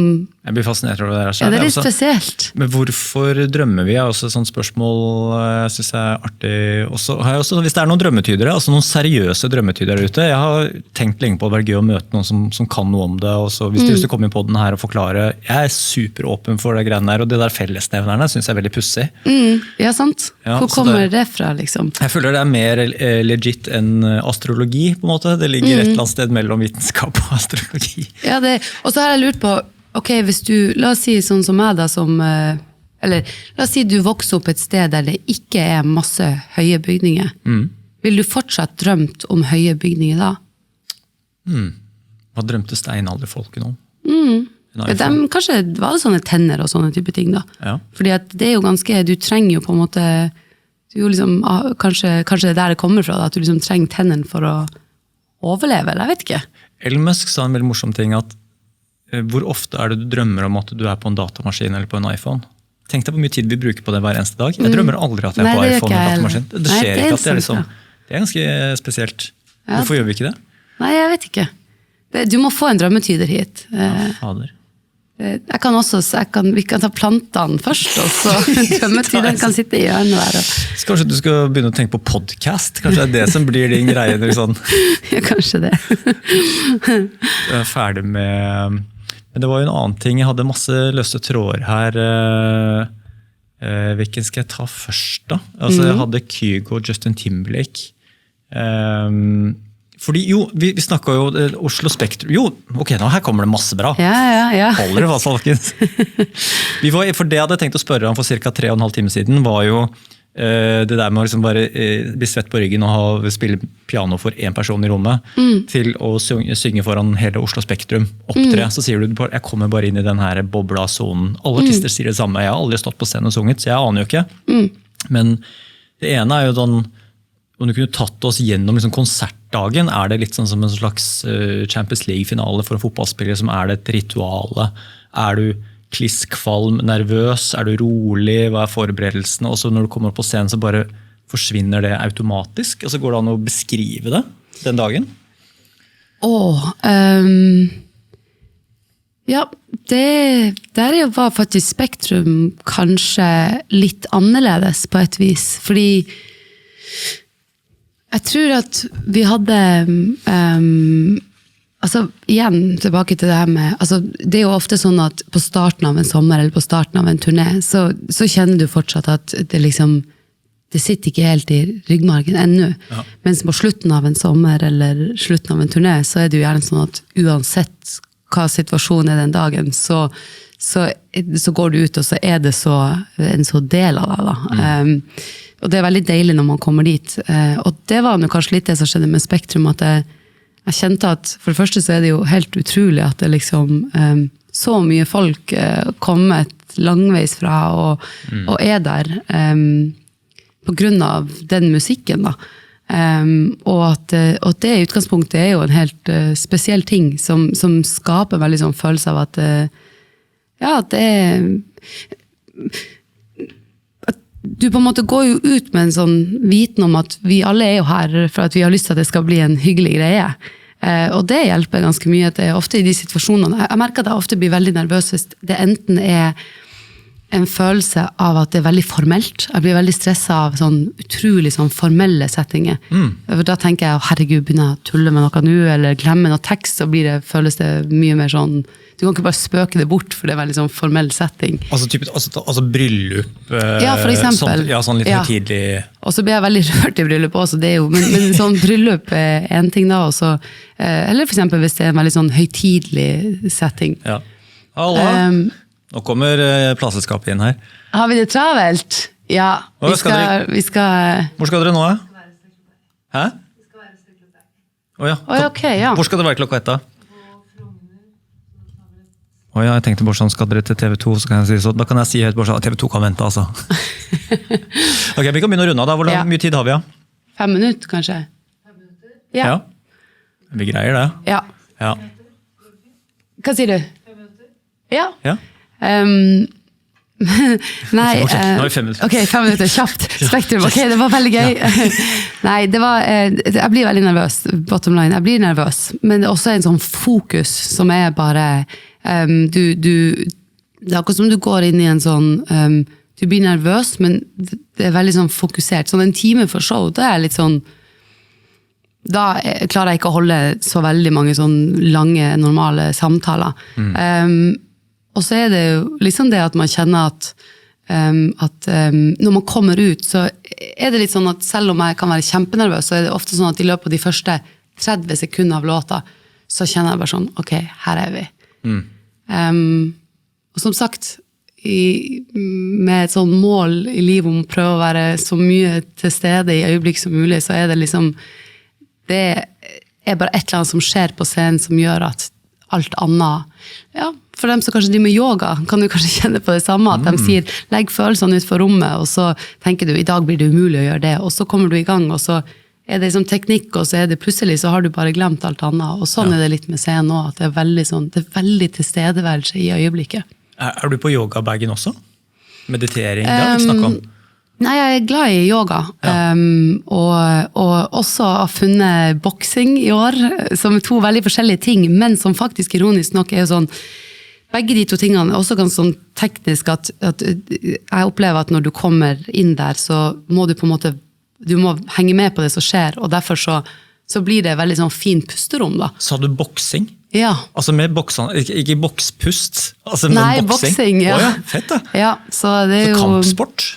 Ja, det er heldig, og så har de klippekort som er veldig greit når du lever en sånn hverdag som jeg gjør, for det er, det er veldig vanskelig med noen sånn fast på tirsdager og torsdager, det funker ikke så bra. Så da kan jeg liksom være veldig mye en periode, så kan jeg plutselig ikke være der på noen uker, og så går det helt fint. Ja. Du skal få litt mer drikke. Kjenner du til Kakk Madafaka, eller? Ja. Dette vannet her? Brought to you by Kakk Madafaka og Aksel Vindenes. De har laget han. Joy Water, ja det er fint.